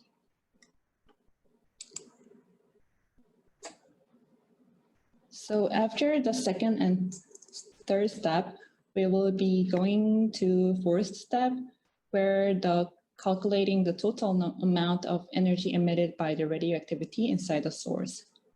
Here we will going to calculate this delta I, and this delta I contains the information about physical characteristic of radionuclide, such as energy of radiation and frequency of radiation emission.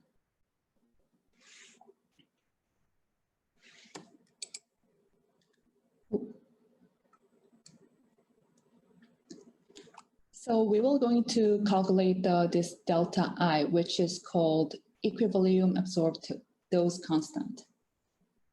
This constant contains information about the characteristic of the radiation. Here we were going to consider the energy emitted per unit accumulated activity, and also depending on the radiation emission nuclide, we will have the different equilibrium absorbed dose constant. So energy of each ith emission of radionuclide, and also relative frequency of the emission, and the conversion factor of the energy will be considered here.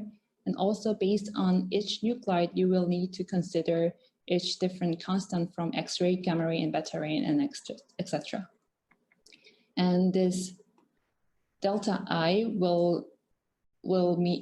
means the radiation energy emitted by the ith emission in source organ.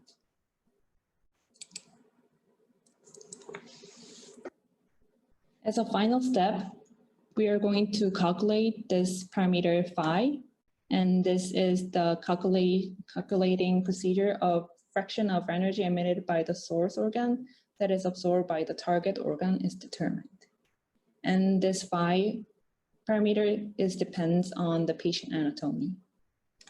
So for example, when we calculate the dose at the liver, the radiation from the stomach to liver and the radiation from kidney to liver will be different. So due to the geometrical position and shape, so we are going to calculate this related parameter like this. So we call this parameter as absorbed fraction, and this is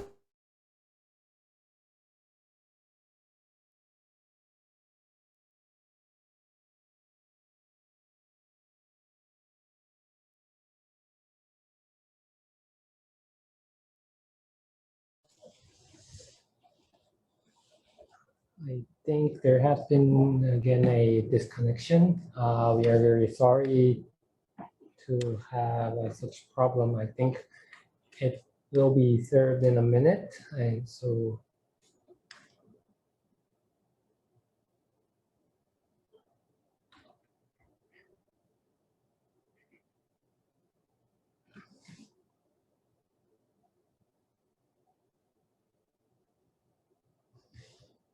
sorry for the inconvenience, and I think Dr. Minsan Lee will soon connect again.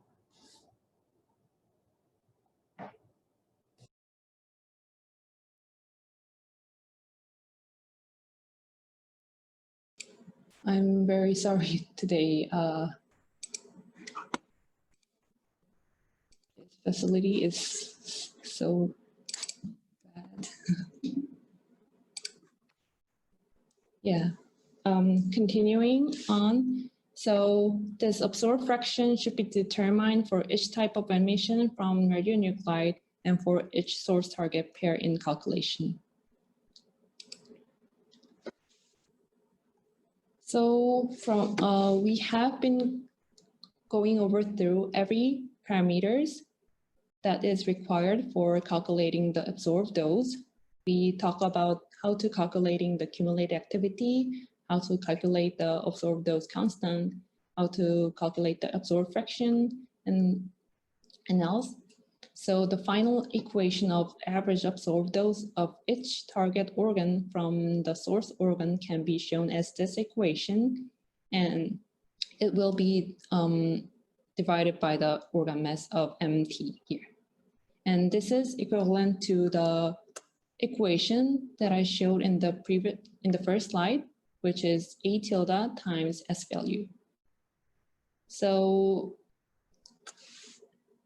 it might be sounds like very complicated, but don't worry, since you don't need to go through every step. You just need to go calculate the accumulated activity of each target and source organ, and we can look up on the S value that is already published to calculate the absorbed dose like this equation. And finally, I just wanted to show you an example of organ-based dosimetry study using a commercial software program, which is called Olinda-EXM.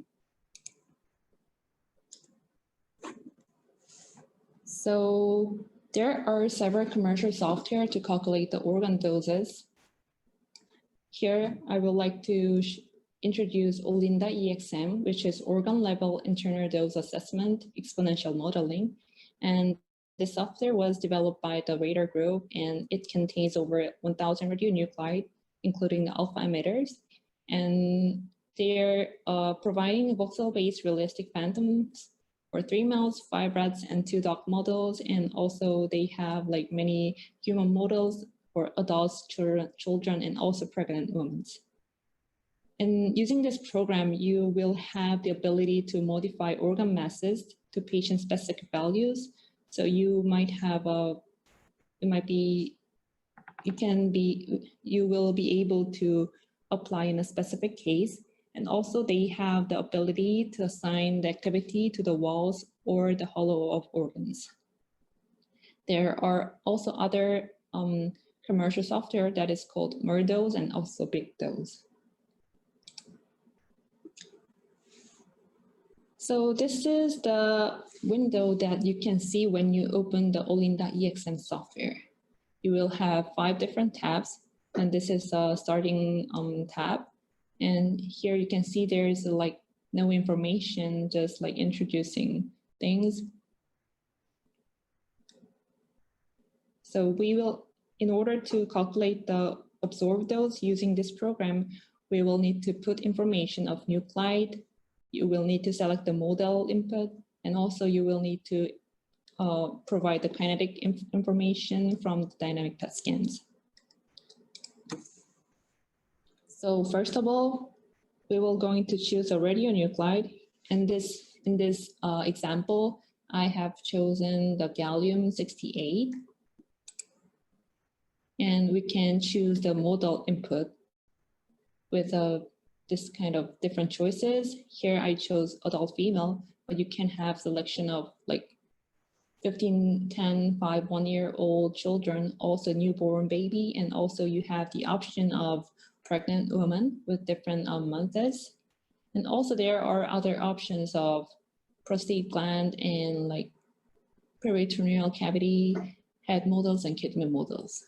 So based on your situation, you can have different models that is mostly like appropriate for your cases. And then we need to put the kinetic input information like this. So if we go back to page 17, I hope you remember how to calculate the residence time. That was very similar terminology with accumulated activity. And you will need to calculate the residence time for each different organs here based on your dynamic PET scan images. And you can put images here. And from this tab, you can also select some kind of voiding bladder model. If your patient went to restroom between the scans, you can choose, or you can have more specified input here. And finally, if you go back to the main window, now you will have you have filled gallium nuclide information. Also, you have chosen the female models. If you click this dose button, you will finally have the absorbed dose information as this result window. For different target organs, you will have the total effective dose values that had the severed unit. And you can also check up on based on different nuclide, based on different radiation such as alpha, beta, photon. you can also check the radiation doses based on the type of radiation.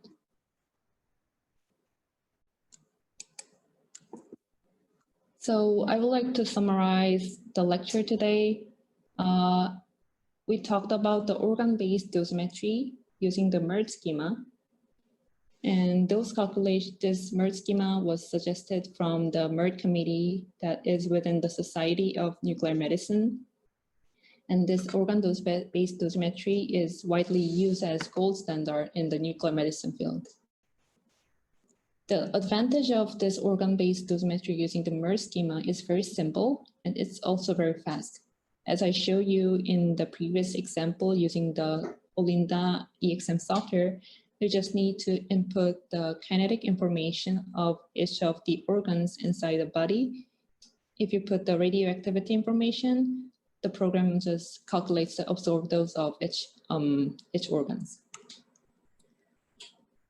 However, as I mentioned in the previous chapters, this organ-based dosimetry is based on the standard model of human anatomy, and so it just provides the dose assessments for the general population. So which means it's not patient-specific. So since they are calculating the organ S values based on the average man mathematical phantom, that is anatomically fixed. So also they assume a uniform source and media distribution in organ. So since this method is not patient specific, however, it will be a good solution if you want to see radiation dose effects for a general population. To overcome this kind of disadvantage of organ-based dosimetry, like many people are now trying to use the Voxel-based dosimetry that will be also given lecture by Dr. Jae-Sung Lee in the next session, I think. So yeah, this is end of my presentation. Please let me know if you have any question, and I would like to say I'm really sorry today about the broken presentation file and the internet connections and everything.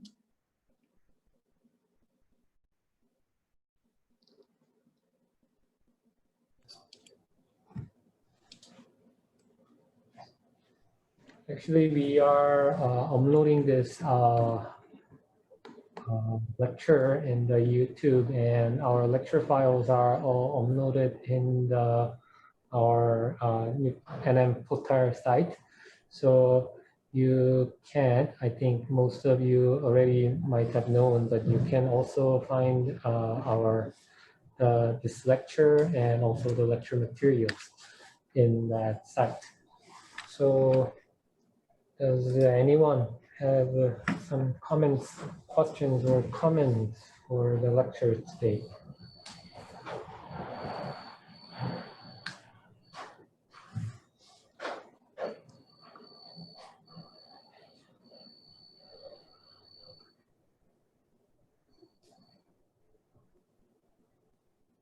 So if you have any questions or comments, you can freely write down in the chat, and then not now, but we can later on also discuss this issue at the question and discussion session.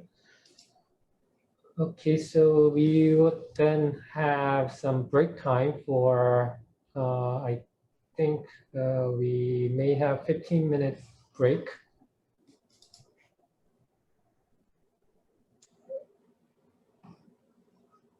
Yeah, 15-minute break, and we will meet again at 30 minutes.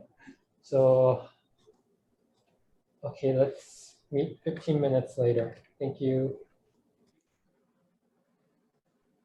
I think it's time. Now we will move on to our maybe the last lecture in this workshop, and Professor Jae-Sung Lee will deliver us a lecture regarding the Voxel-based dosimetry. So please welcome Professor Jae-Sung Lee.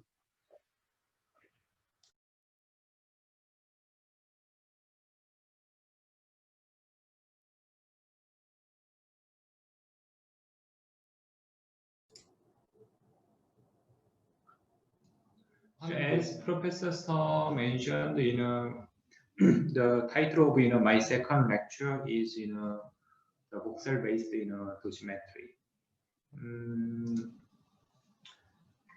Yeah, actually, the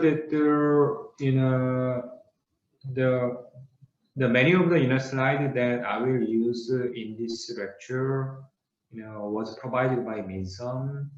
So actually, I'd like to appreciate the whole input to this slide. Okay.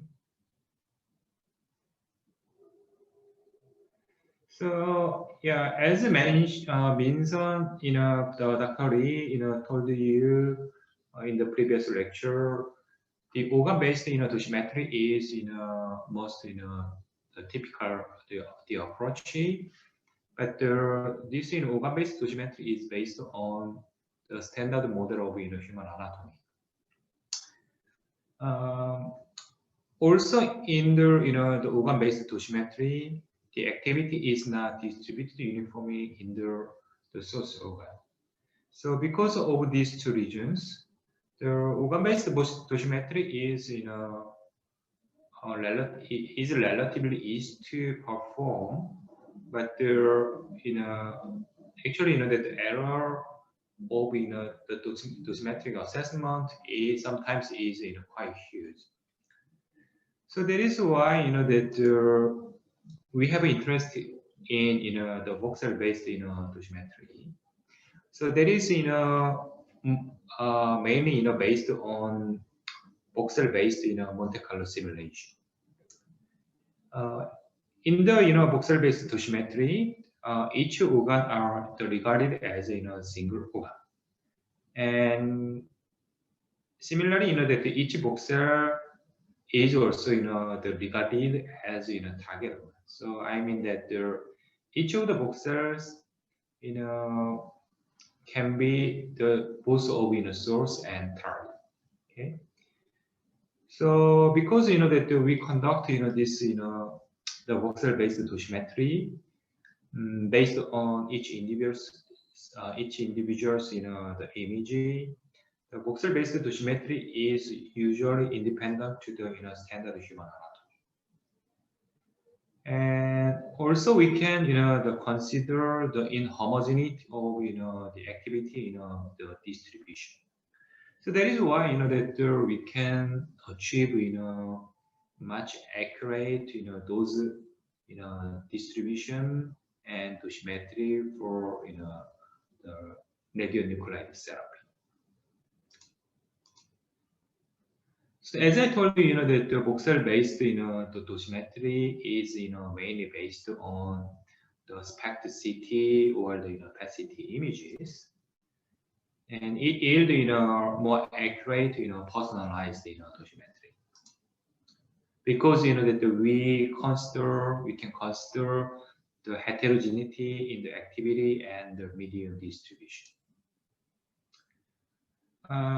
But as I told you, the voxel-based dosimetry has been mainly performed using the Monte Carlo simulation. But the main disadvantage of voxel-based dosimetry is its long computation time. So that is why that the people has developed the more simple but faster approaches than the Monte Carlo simulation. So actually this the simple but the fast approaches include the dose point corner method and the voxel the S-value method. Actually that they are relatively old technology, old technology that is simple but quite fast in terms of computation. Okay.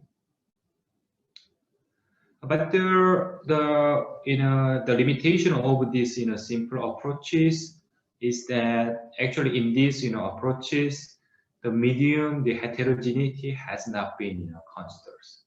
So actually which can cause some errors in those estimations.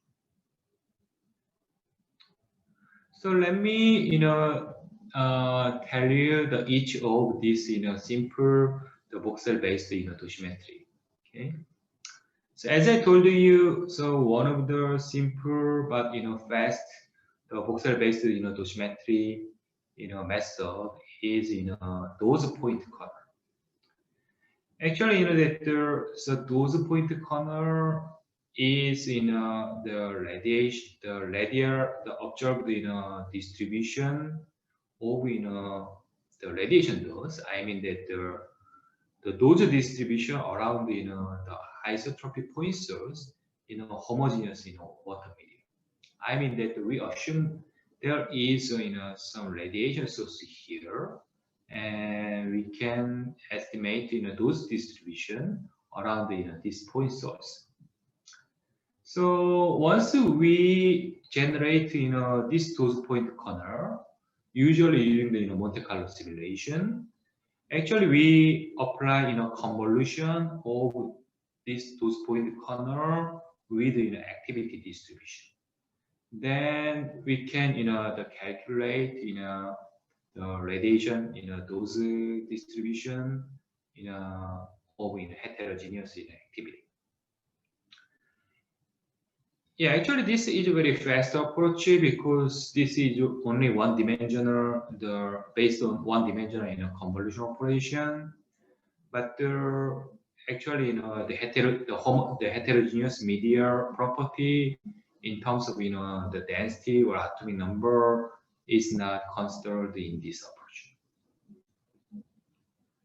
So another, the simple but fast, the voxel-based dosimetry is voxel S value.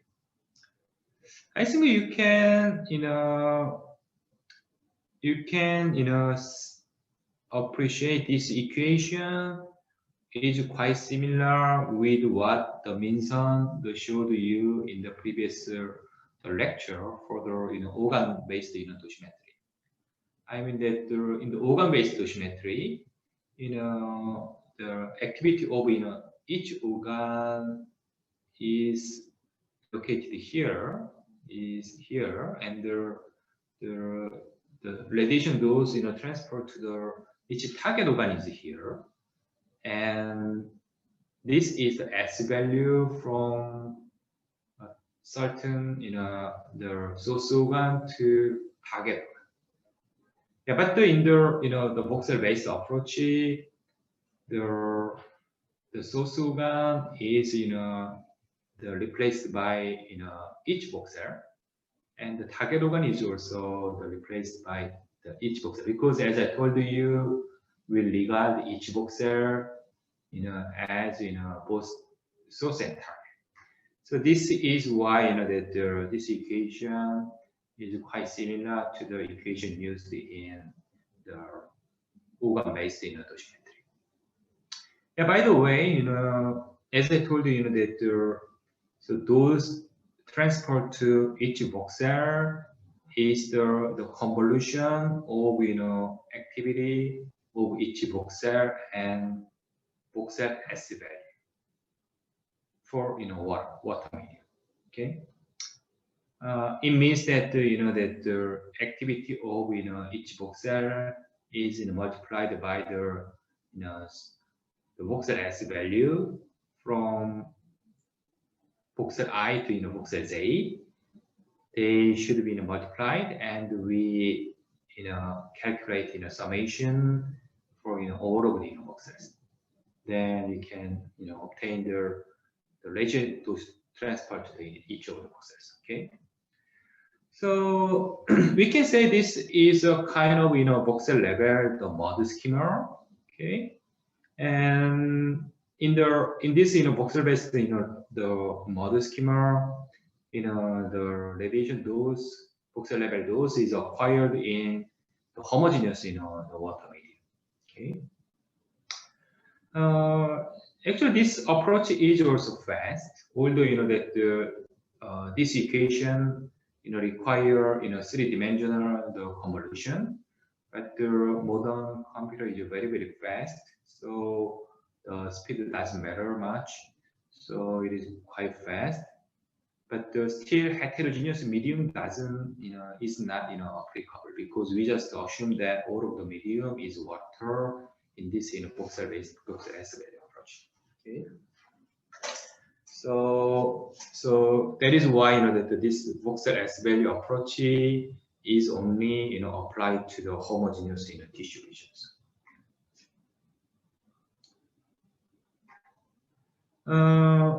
Yeah, but as I told you, that so this simple approaches has, some limitation, because we assume, our body consists of only water.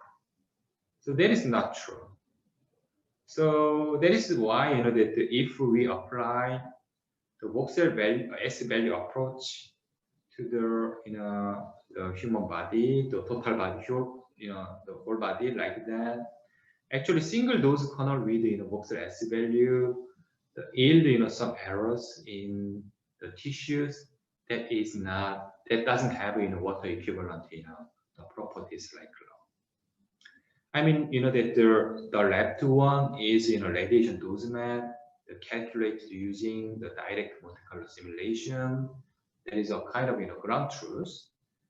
But the left one is, same dosimetry, but generated using the single dose kernel with, Voxel S value for one. Okay. So yeah, in many of the organs that has, water equivalent, properties, like, liver and the kidney, those are quite similar, but the lung has, different, level, large error, and bone would have, different, those level compared to the direct Monte Carlo simulation. Okay.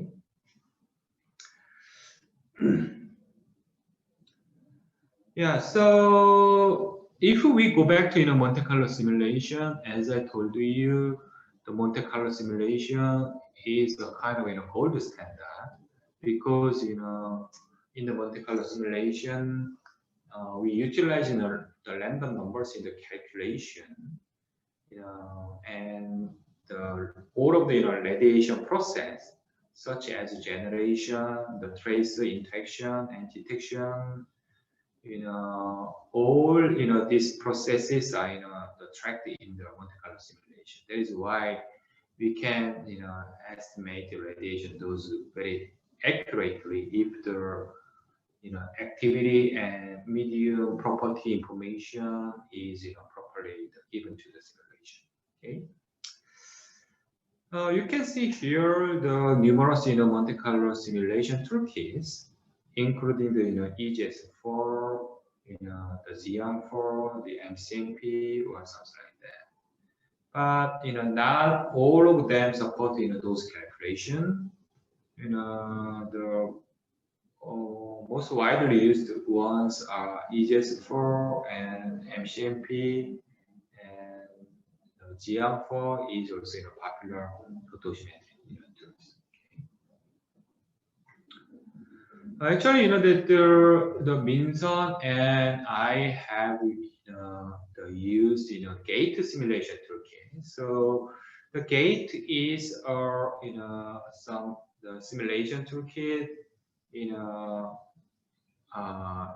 dedicated to the nuclear medicine imaging and dosimetry. That is, based on the GMP program, GMP software. Yeah, but by the way, that the gate simulation is, the relatively easy to use, because it is, script based, the language or something like that. And actually, that it is, it is quite actually, potential and the feasibility of, new the dosimetry tool has been, proven in several publications, as you can see here. So actually, that this example is the, radiation, dose distribution, the overlaid on the, mouse CT obtained from the some iodine 131 labeled, radio tracer that would be, accumulated in the lung cancer model of the, mouse. Okay. And this is another example. So this is the dose distribution map from the iodine 125 the based in the brachytherapy. Okay.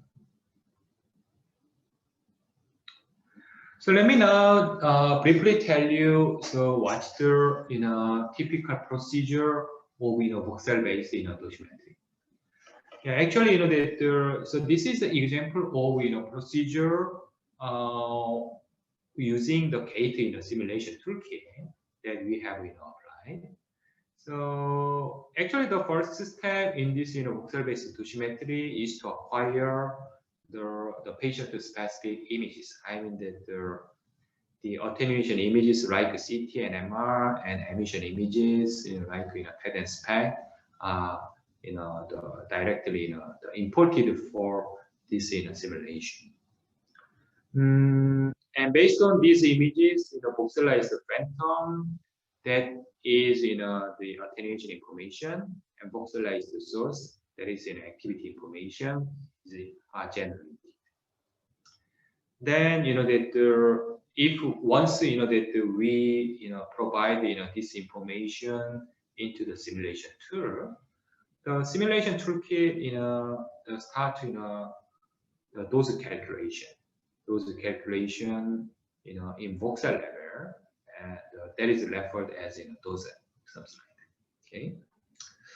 Then simulation toolkit will return the dose output as a 3D image. Quite simple. Okay.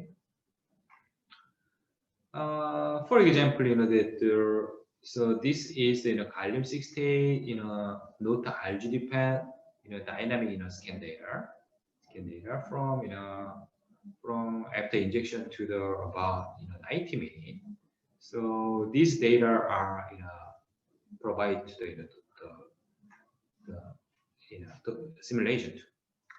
Then, as I told you, that we need to generate voxelized phantom that is attenuation information based on the CT.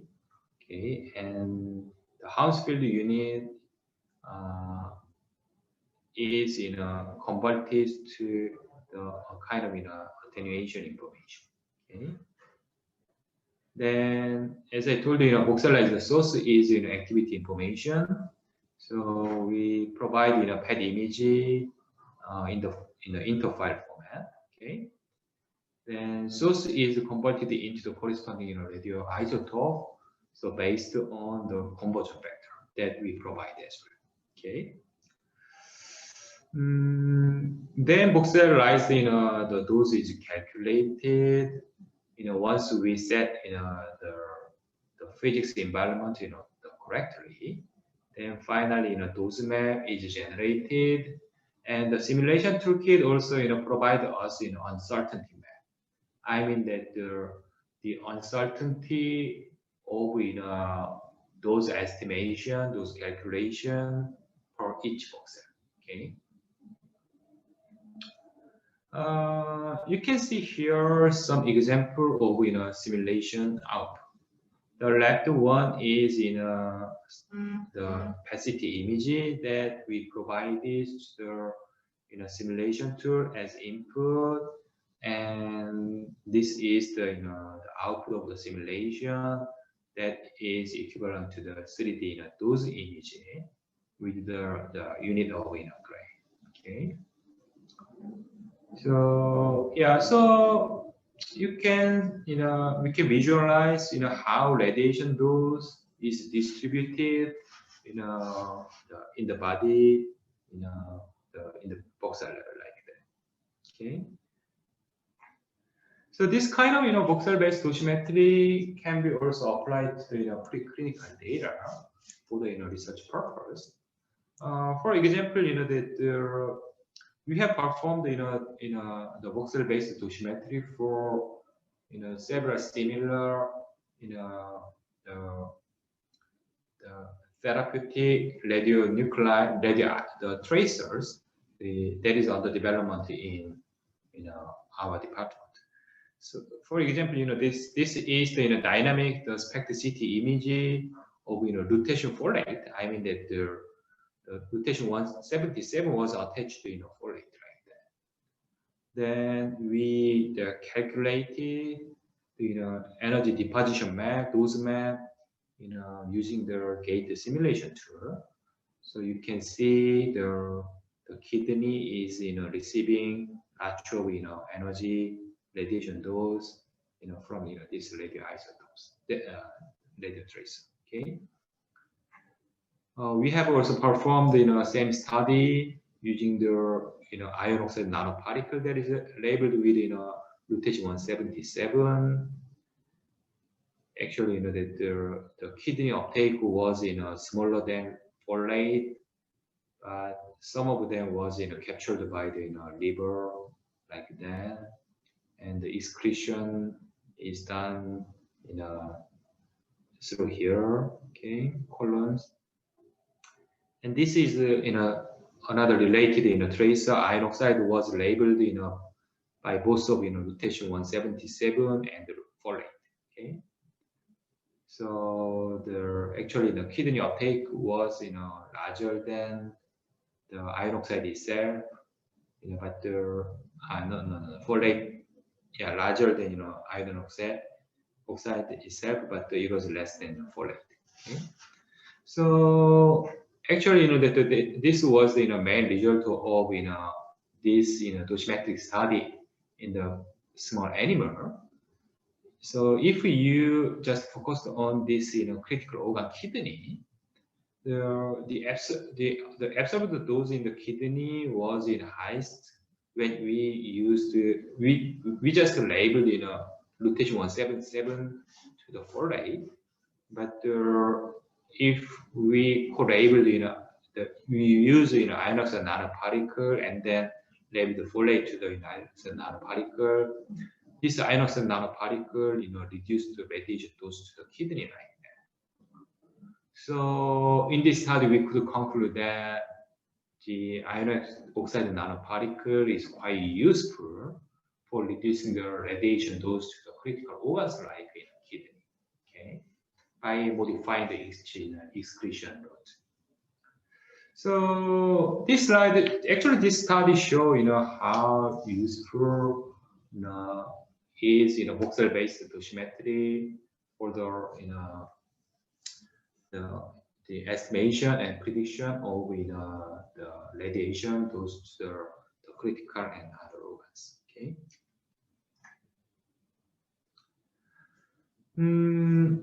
Yeah, as I told you, that the direct Monte Carlo simulation is quite useful and not so difficult, but and actually direct Monte Carlo simulation provide very accurate radiation dose because it consider the heterogeneity in the activity and the medium distribution. Yeah, but only the problem that Monte Carlo simulation has its extensive computational cost and time. So yeah, actually the Monte Carlo simulation sometimes takes more than several hours. I mean that usually it takes several days to complete the simulation just for one patient. So we cannot say it is the practical approach that can be used for the routine radiation dosimetry for patient. So that is why that the Minsan and I had an interest in the development of new approaches to fast but accurate Voxel-based dosimetry. So yeah, one of them is multiple Voxel S-value approach for heterogeneous media with non-uniform activity distribution, and the other one is deep dose, that is the Voxel dose estimation method that is based on the convolutional neural network. Okay.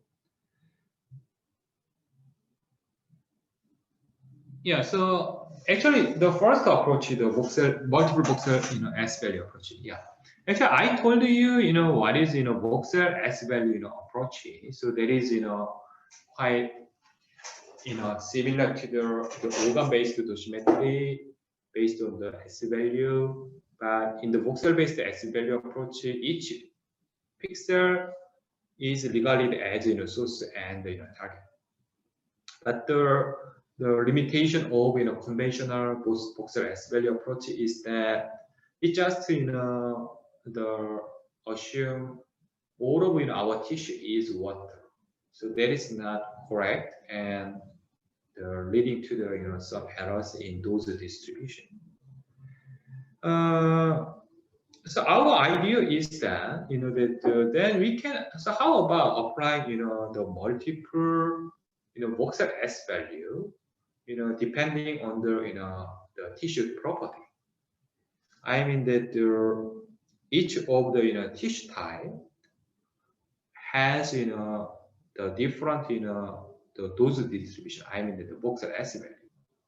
I mean, so this is the voxel S value simulated using the obtained based on the simulation using the gate molecular simulation for gallium 68 point source in air and lung and water and bone. So as we can expect, this voxel S value corner is narrow in the bone because the bone is dense tissue, so the interaction with photon is higher than the lung or water. So and that in the lung it has the wider the dose distribution.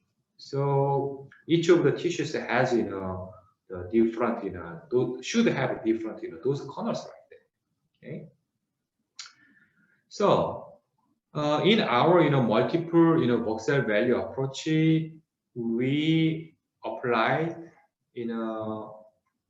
this the tissue specific the voxel S value to the activity data. I mean that we applied convolution between the activity map and each of this voxel S value. Then this convolution operation will generate the density specific, tissue specific those maps like that. But maybe this distribution would be correct only in air because we applied air S value color, right? And those distribution in this map would be correct only for lung because we applied lung voxel S value corner to the activity data, right? So yeah, in the same way, that in each the maps, so those distribution is most accurate for each the corresponding tissue type. Okay, and outside each area the distribution would be wrong. So that is why that we multiply the the mask binary mask of each region to this those distribution map to obtain this mask those maps. Okay, so then if we add all of them like that, we can obtain final 3D those maps. So do you think this makes sense? Maybe yes, because it was accepted by the major journal. Okay, so this is how we could obtain 3-dimensional dosimetry based only on the voxel S value corner for each organs, each tissue type, and the convolution operation. That is much faster than direct Monte Carlo simulation. Okay. Then how many tissue type we need? Do we need? In the single voxel value approach, as I told you, we just use water. but it is not enough. Maybe 4 would be enough, but our body is more complex. So maybe 6 or 8 or 20, the tissue type would be necessary. Okay, so we don't know yet. Yeah, but there actually, to be defined, different medium between these, major, tissue types like that. And we investigate, how many the tissue type we need for accurate, those calculations. So you can see here, so this is, direct Monte Carlo simulation, and this is a dose map obtained, by applying only the single x value. So that show the errors here, as I showed you before. And so these are the dose maps obtained using different number of Voxel value corners from number 4 to number 20. So as you can see here, as the number of the tissue types, the material types increase, those maps get the more similar to the direct Monte Carlo simulation. So these are the error map. So I think you can see the error is decrease like that. Yeah. So but it seems to me that if the number of tissue type is larger than 8, it looks quite similar. So maybe the optimal number of those corners would be 6 or 8. Maybe I want to choose 8 or something like that to yield the sufficiently enough the accuracy of the dose estimation. Okay. Yeah. So I think you can appreciate this Voxel-based dosimetry using the multiple S value is quite useful, quite accurate, except for some boundaries and very low density regions like lung. But actually the error in this area is also quite small, right? So recently we have also applied this multiple Voxel S value approach to the lutetium 177 Dosametry. So these other those corners for air and lung and water and bone. So they have different shapes like that. And actually for this study we used SPECT-CT data acquired after 200 millicurie of lutetium 177.8, and images were acquired 4 times like that. And same method the Voxel S value method was applied. Okay, as I told you, those the activity image is converged with those corner of each tissue type to obtain the density specific dose map, and they were masked by each tissue area, and then final dose was obtained. Okay.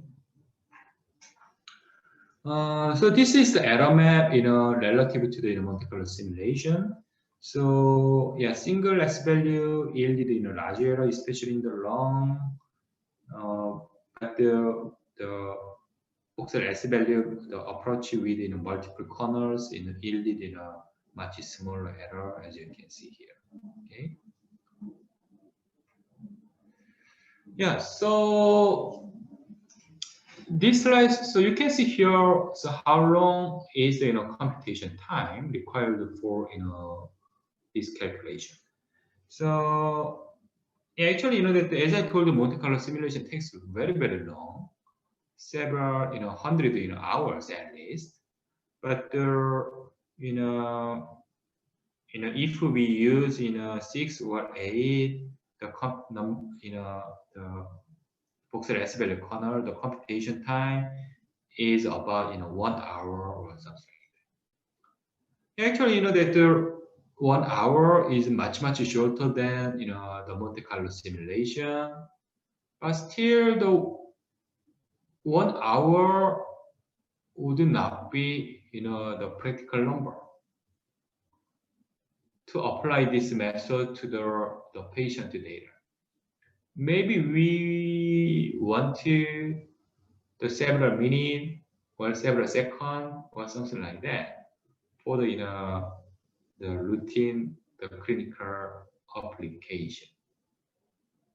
So that is why, although that this multiple voxel S-value approach seems looks quite the useful and quite accurate, we have developed another approach method deep dose.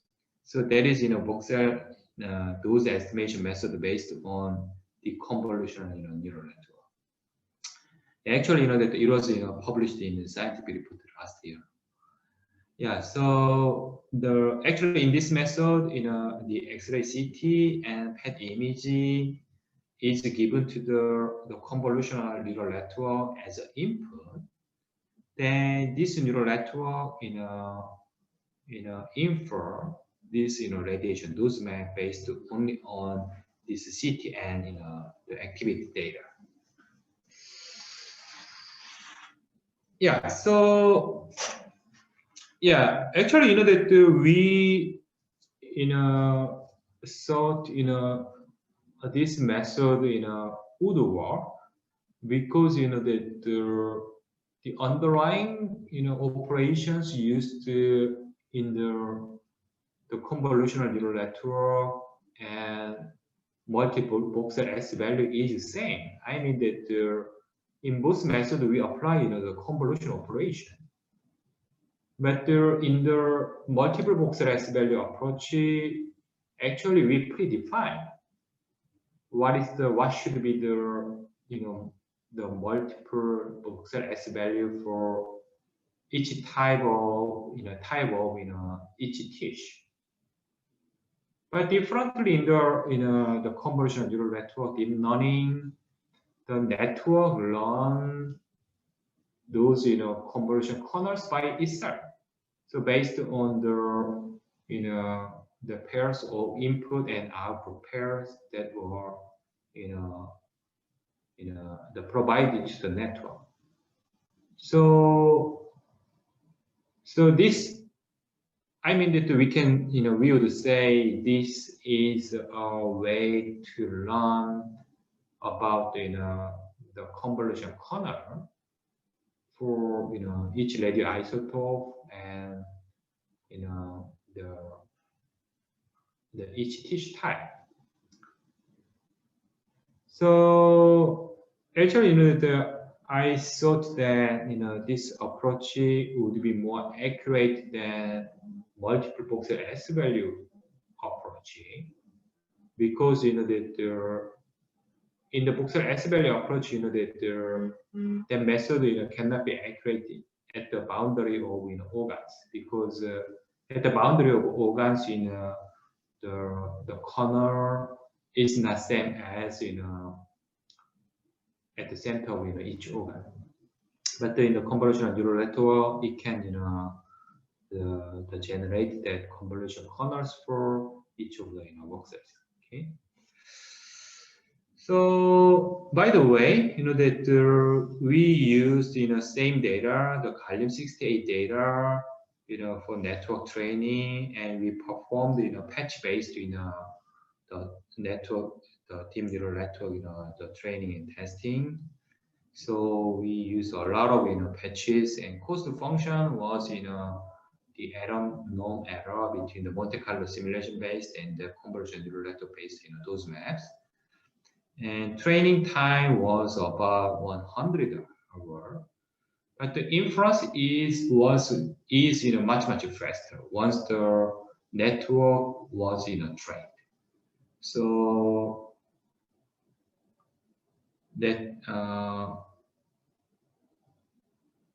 this slide shows the comparison between those maps generated using the ground truth conventional very long Monte Carlo simulation calculation, and another one was generated using the deep neural networks that takes quite short time. So can you tell me which is which? So as I told you, one of them is Monte Carlo simulation and the other one is deep learning based one. Yeah, so it is quite difficult, which is which. But the left one is the dose map generated using the Monte Carlo simulation, for which it takes about 200 days if we want to simulate the full data. But even we just use 5% of the data, it takes about 10 days, quite long. Yeah, but if we apply this deep dose calculation, I mean that those calculations using the deep neural networks, computation time is only 3.6 minutes. Yeah, actually computation time has been dramatically reduced from both of Monte Carlo simulation and multiple Voxel-based value approach. Only 3 minutes.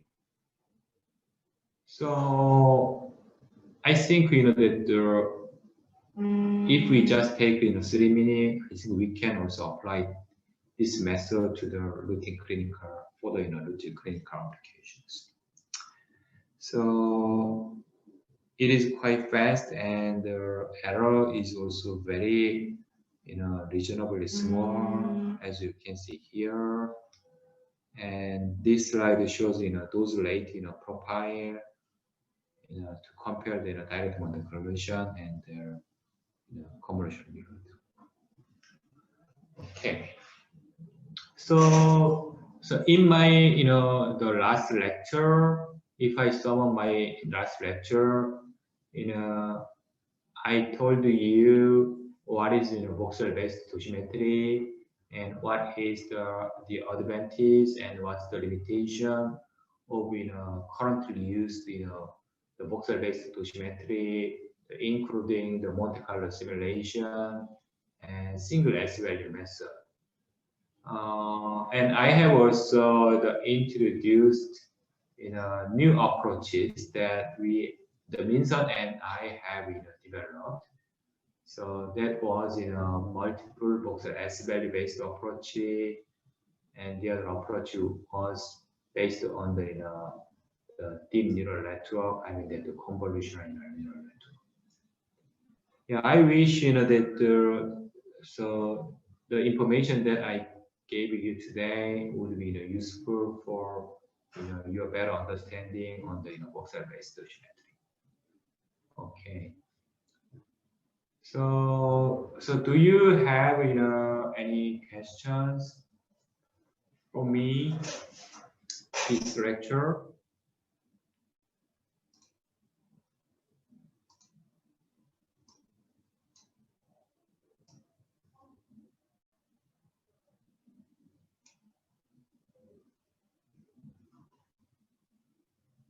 So do you guys like this Voxel-based dosimetry?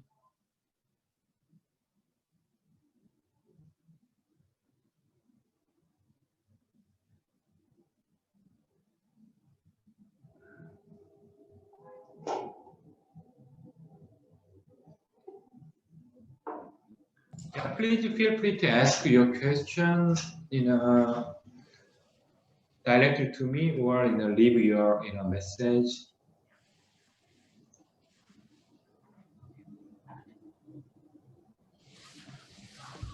I think there is a message.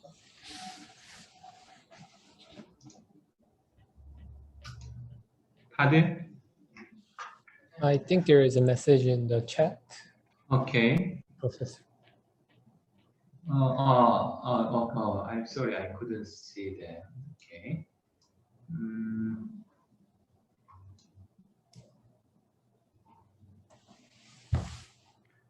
The question here is Please explain input for the dose, how many time points? Actually, you know that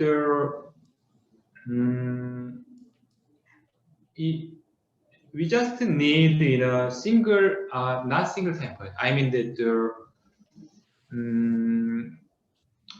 we actually you know that we can use time integrated data as a input to the deep dose method. I mean, so you may know that for the dosimetry calculation, usually we the first step is to calculate area of the curve. So calculate the area of the curve, and then if we make area of the curve imaging, so I mean the accumulated activity or something like that, then we just use those that accumulated activity as an input to the Monte convolutional neural network. So I would say that the single CT and single activity image is enough for this calculation.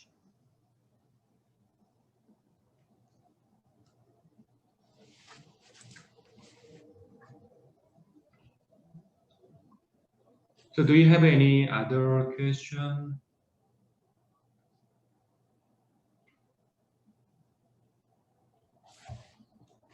Yeah, so yeah, another question came up. So what do you think about the OJ electron effect in radiation dosimetry? Leading this to another question. What do you think about a lot of micro dosimetry using Monte Carlo method, direct Monte Carlo, gate or GR4 in clinical nuclear medicine dosimetry? Yeah, so yeah, OJ electron effect is I think it is quite important because as I told you, the OJ electron has the lower kinetic energy than the beta particle. So that is why that as I showed in the last slide of first lecture, the OJ electron has higher the linear energy transfer than beta ray. So the therapeutic effect of OJ electron is quite significant. So the OJ electron effect would be important. Okay. And the role of micro dosimetry using the Monte Carlo simulation. Yeah. So yeah, actually now that the interest in the micro dosimetry is increasing, particularly for alpha therapy.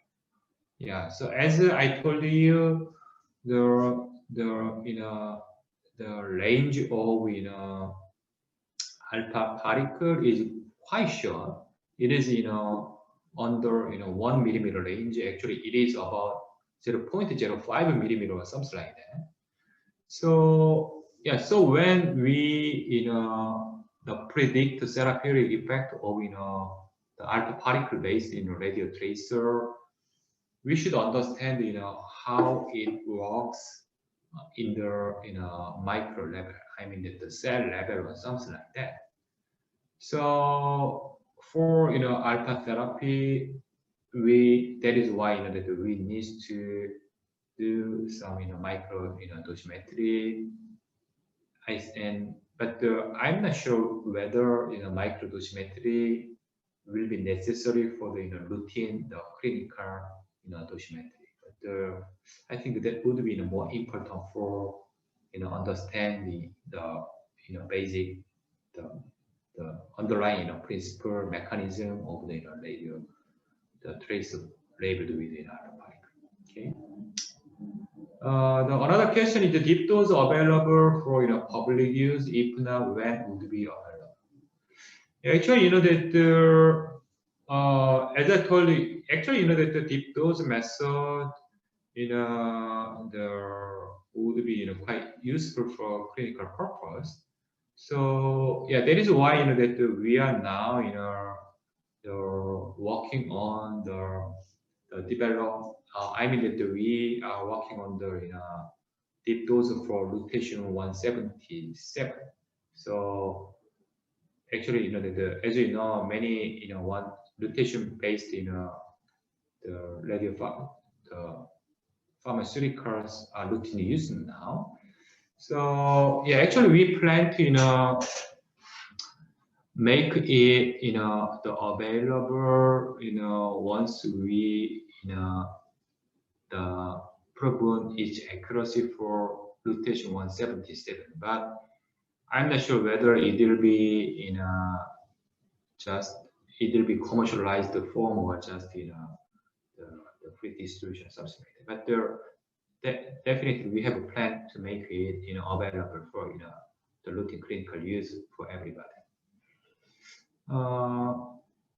Another question, Professor Lee asked another question. So please explain further, single occasion can be used to estimate the area under curve, meaning the accumulated radioactivity. How? Error-free. Yeah. The single occasion, actually, that area under curve calculation typically require multiple time point.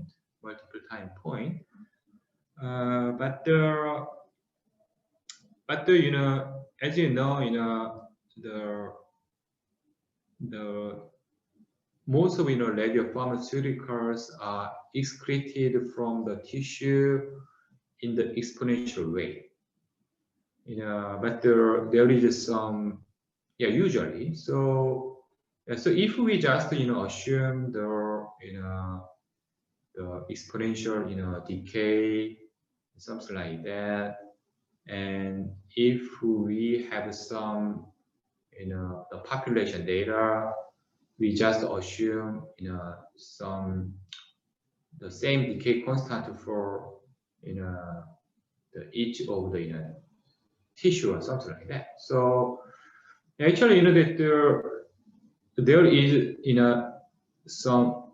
a recent paper published in Journal of Nuclear Medicine.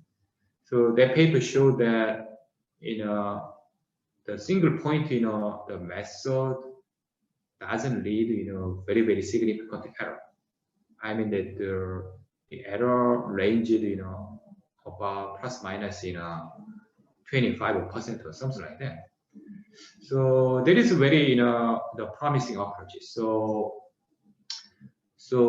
actually we are now investigating how feasible that approach the Azure. So yeah, maybe we can try this single occasion method for rotation 177 someday. Yeah, some limitation, but the error is not as much as we just expected. Okay, but that is not error free definitely. Another question. I think there are some publications about single time point for kidney disease. Yeah, so this is actually that this is the paper that I mentioned just before. So this the TEIN paper showed that the kidney dosimetry using the single time point method has some feasibility, although there is some errors. Okay.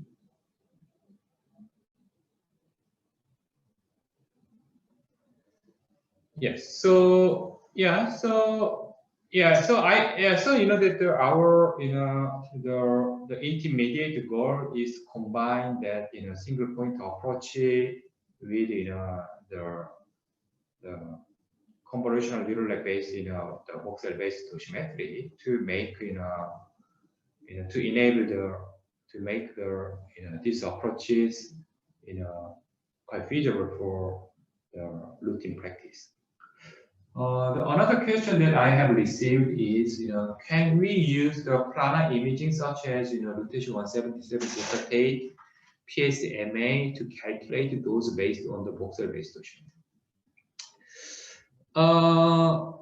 My answer would be no.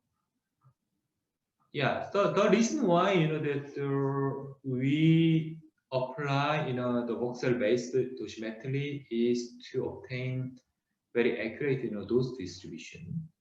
But the planar imaging cannot provide that accurate dose distribution, three-dimensional dose distribution and density information. So if only the planar image is available, I would recommend organ-based dosimetry, because the error caused by the planar imaging and the organ-based dosimetry would be similar.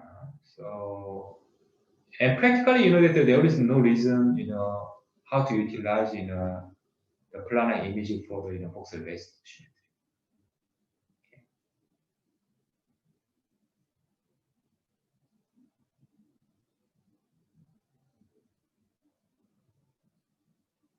Okay, thank you for asking many questions. So I think we can move to the discussion session. So Professor Saul. Yeah, I think we can just move on. And actually, I think this was some discussion session.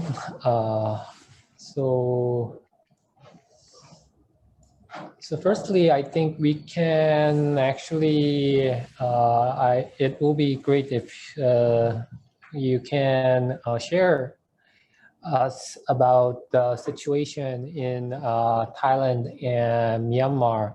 So whether what kind of like therapeutics are ongoing, and what kind of like dosimetry is applied to that kind of therapeutics.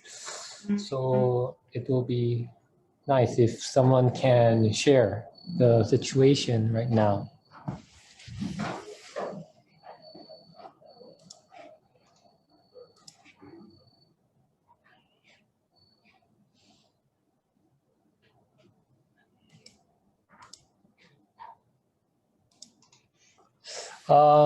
Unfortunately, who I know actually is Dr. Apichaya. So can Dr. Apichaya share us about the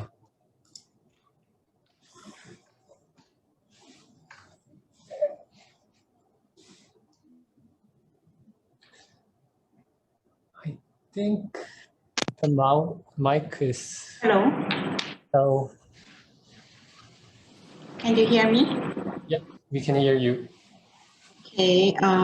In my hospital, we already have many kind of theranostic, including iodine 131 and lutetium level, PSMA, and lutetium 177 level dotatate.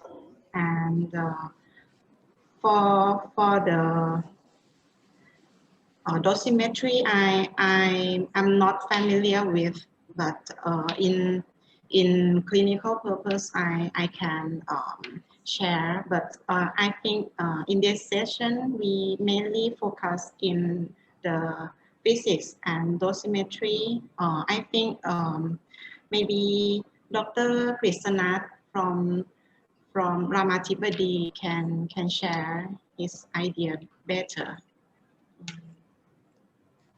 And can Dr. Krishnanath share after me?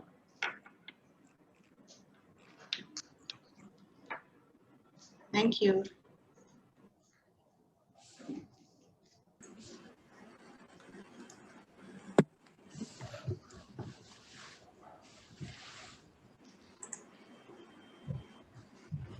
Good afternoon, everyone. Can you hear me? Yes, we can hear. Yeah, we did some post-treatment dosimetry in lutetium, PSMA, and dotatate using image-based dosimetry. Yeah, with the Hermes based on Olinda And we did some dosimetry of iodine 131 for thyroid cancer. This is the project with my MSc student. We try to we try to establish the Excel file to calculate the late manual dose in some patients that would like to treat more than normal protocol, because in Thailand we normally give 150 millicurie. In some case we want to give more than 150 millicurie. We did try some, but it's not routine protocol. So are the dose given to the patient are like fixed dose, or is there what might be the purpose of dosimetry right now for the research purpose, or? Yeah, mostly it's for research purpose. So with the result, you would not adjust the dose, or that is not done? Yes, not at the moment. And practically, as I was calculating some dosimetry, image-based dosimetry, what I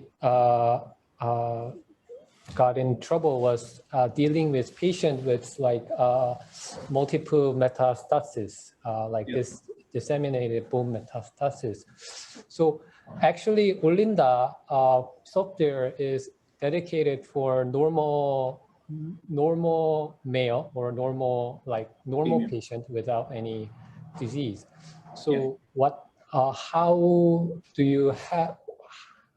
did you dealt with that kind of problems actually? Now, based to our knowledge, we use the method of weight scaling method. I think in Olinda EXM, they have an option to do the weight scaling for individual patient. But as you know, it will be a huge error in some in the scaling method. Yeah, right. So, but I think the problem just using the Olinda is that there is like no defined S factor, S value for like each tumor lesions, and like if there is so many metastasis, it might also quite affect the assuming disseminated bone metastasis, there might be some effect in the bone marrow dose, but so I think in that also case, like what Professor Jae-sung Lee's method, like using the Voxel-based dosimetry might give some solution for in that kind of case. So could I think another problem with the old version of Olinda is that they don't have some organ. For example, salivary gland. As you know, salivary gland is the critical organ for iodine 131 and also for lutetium PSMA. But in Olinda, I think they still don't have the salivary gland. And also for the tumor, they're still based on the single square model. So the voxel-based dosimetry should be the solution for this. So thinking of your effort calculating the dose, do you think it is necessary to doing the personalized dosimetry? What might be your opinion of this dosimetry? You are in the physicist point of view, yes, it was. But you know, sometimes you need to try to explain to the patient and also for the medical doctor, because for the patient-based dosimetry, you need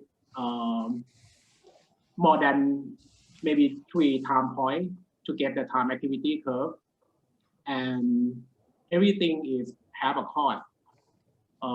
Scanning cost, because in some treatment we don't have the bed to admit the patient in the hospital, so patient need to travel to the hospital do scan, and then go home and travel back again.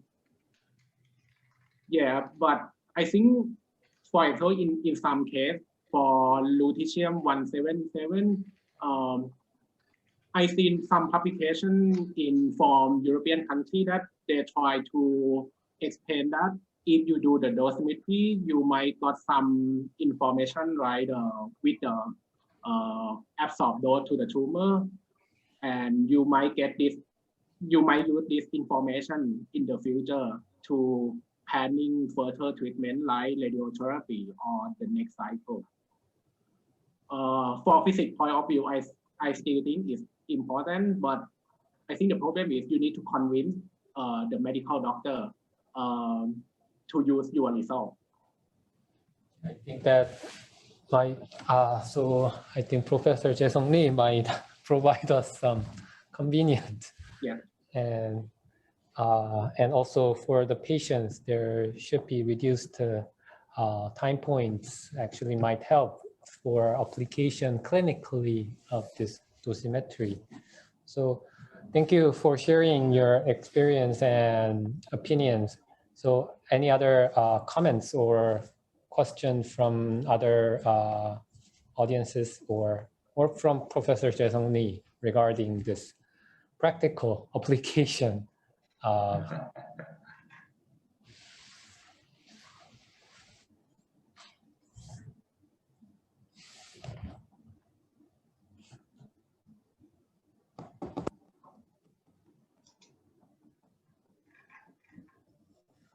So I have one more question, whether, like, as I heard from Dr. Apichaya that there is ongoing of lutetium dotatate or lutetium PSMA therapy. So is there also like ongoing clinical trial for those therapeutic agents?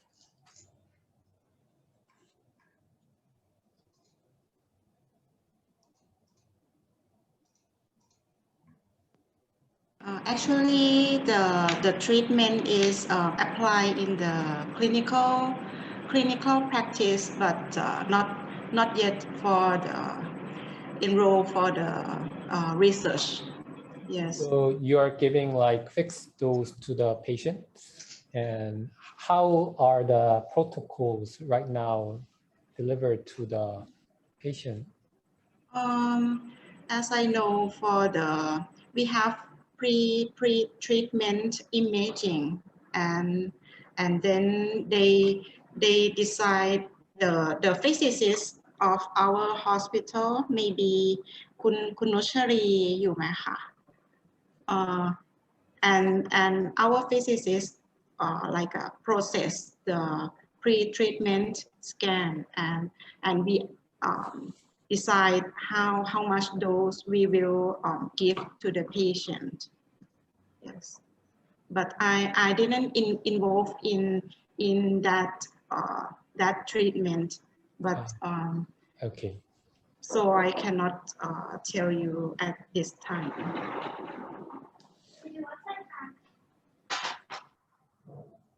So I think actually still, as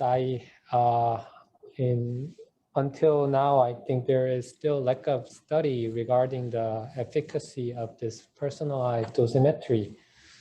And actually there are ongoing studies to perform this personalized dosimetry in the settings of lutetium dotatate or lutetium PSMA therapy. But however, like randomized clinical trial or like blinded grouping, as that kind of studies are not yet conducted. So actually, I think we need to. So one part might be establishing a very easy and convenient software or method for this dosimetry. But the second part will be we should actually perform clinical trials or researches to actually show this that this personalized dosimetry has a efficacy. And actually, we believe that it will have, but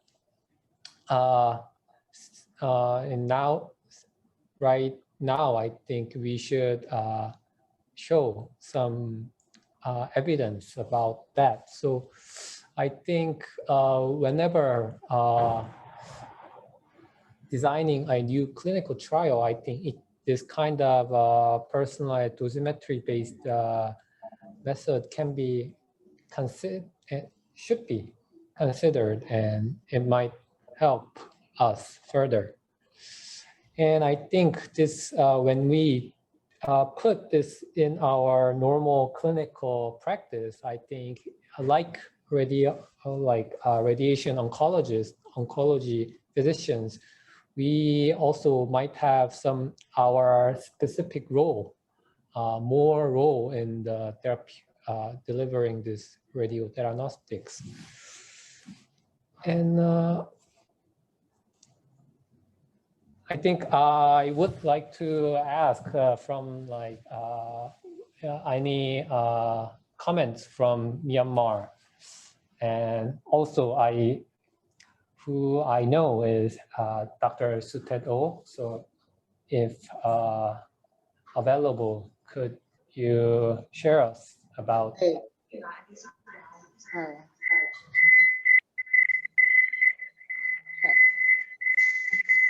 Hello.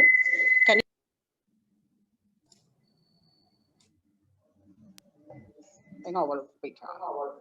Hello. Can you hear me? Yeah, I think there are some howling, but we can hear you.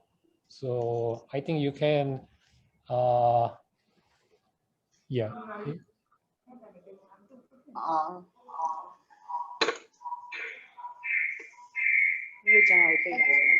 I think you can close the speaker, it might help. Yeah.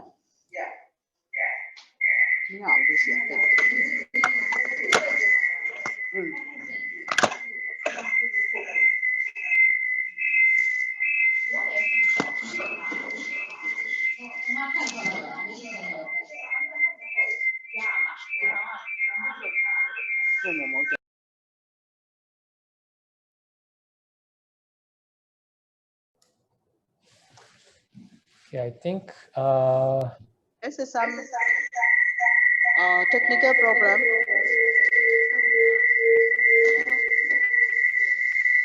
Yeah, I think yeah. Can you hear me? There seems to be a howling, so I think we can. You can share us or by.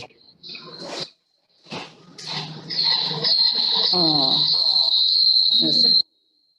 Okay, so I think there has been a chat about radio. So radioiodine therapy is ongoing in Myanmar. We only have radioiodine therapy, but we don't have dosimetry calculation. We give the fixed dose for the therapy. According to the government supply, and we use only fixed dose.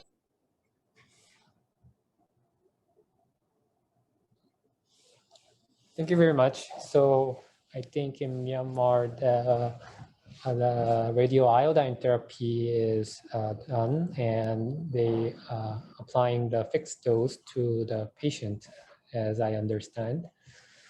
So Yeah, right. Okay, so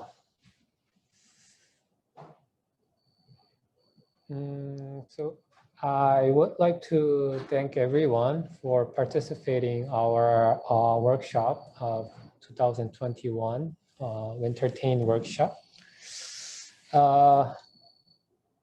Before closing, would there be other questions or comments? Lastly,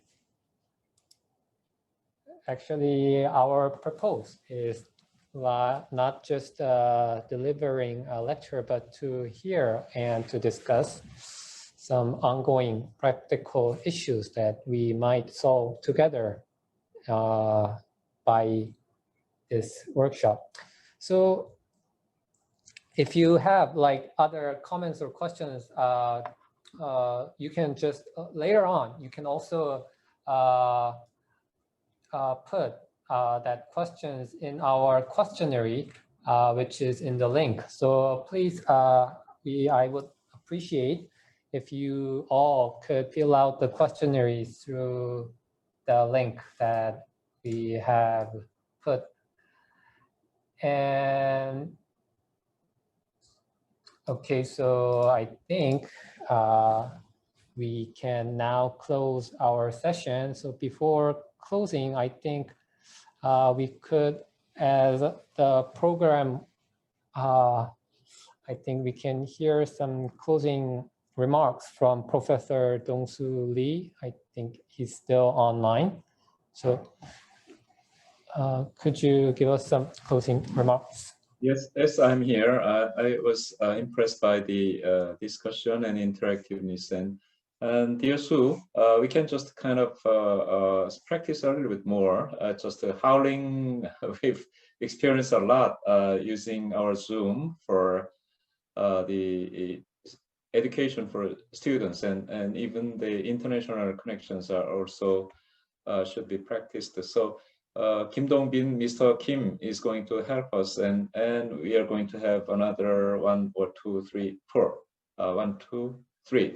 We have 3 more sessions, so you can join. Why? Because we did not open the only session for Myanmar. So later on, if you are prepared, then we can just proceed. And during the break time, I have advertised our since last semester the graduate course seminar is open for everyone. So it's kind of a weekly, just a 2.5 hour session, and last semester, maybe the Dr. Su and Myanmar colleagues would have joined and enjoyed.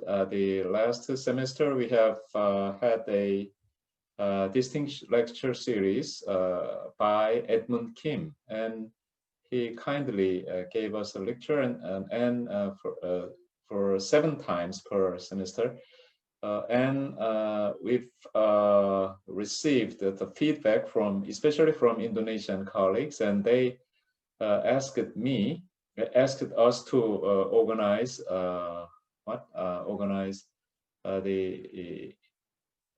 the contents would be correlative imaging. So I have invited. We have. I and Professor Saw invited several people, and those information are going to be sent again soon. And among the Thai colleagues, if the young or the next generation leaders are going to have an interest in parts of them, not all, you can just freely log on and join. And you can just type your questions. Why? Because the correlative imaging is the basis of the hybrid, the nuclear medicine, hybrid imaging nuclear medicine so far. And we are preparing ourselves for diagnostics. And in that sense, deep dose kind of new approach, which is really appreciated by the dosimetry expert medical physicists recently. So if it is available, then you are the first to just kind of receive, enjoy the opportunity to practice yourselves. Okay, is it correct, Professor Jason Lee, or are you going to they put the patent intellectual property very expensive to become for you to become the millionaire? No. And I don't think so. So that's actually our intention. If it is going to be free, then you're the first. You have now the information. Okay, thank you for joining. I really enjoyed these two. Thank you. Bye. Again, thank you very much. So goodbye and see you again soon. Thank you.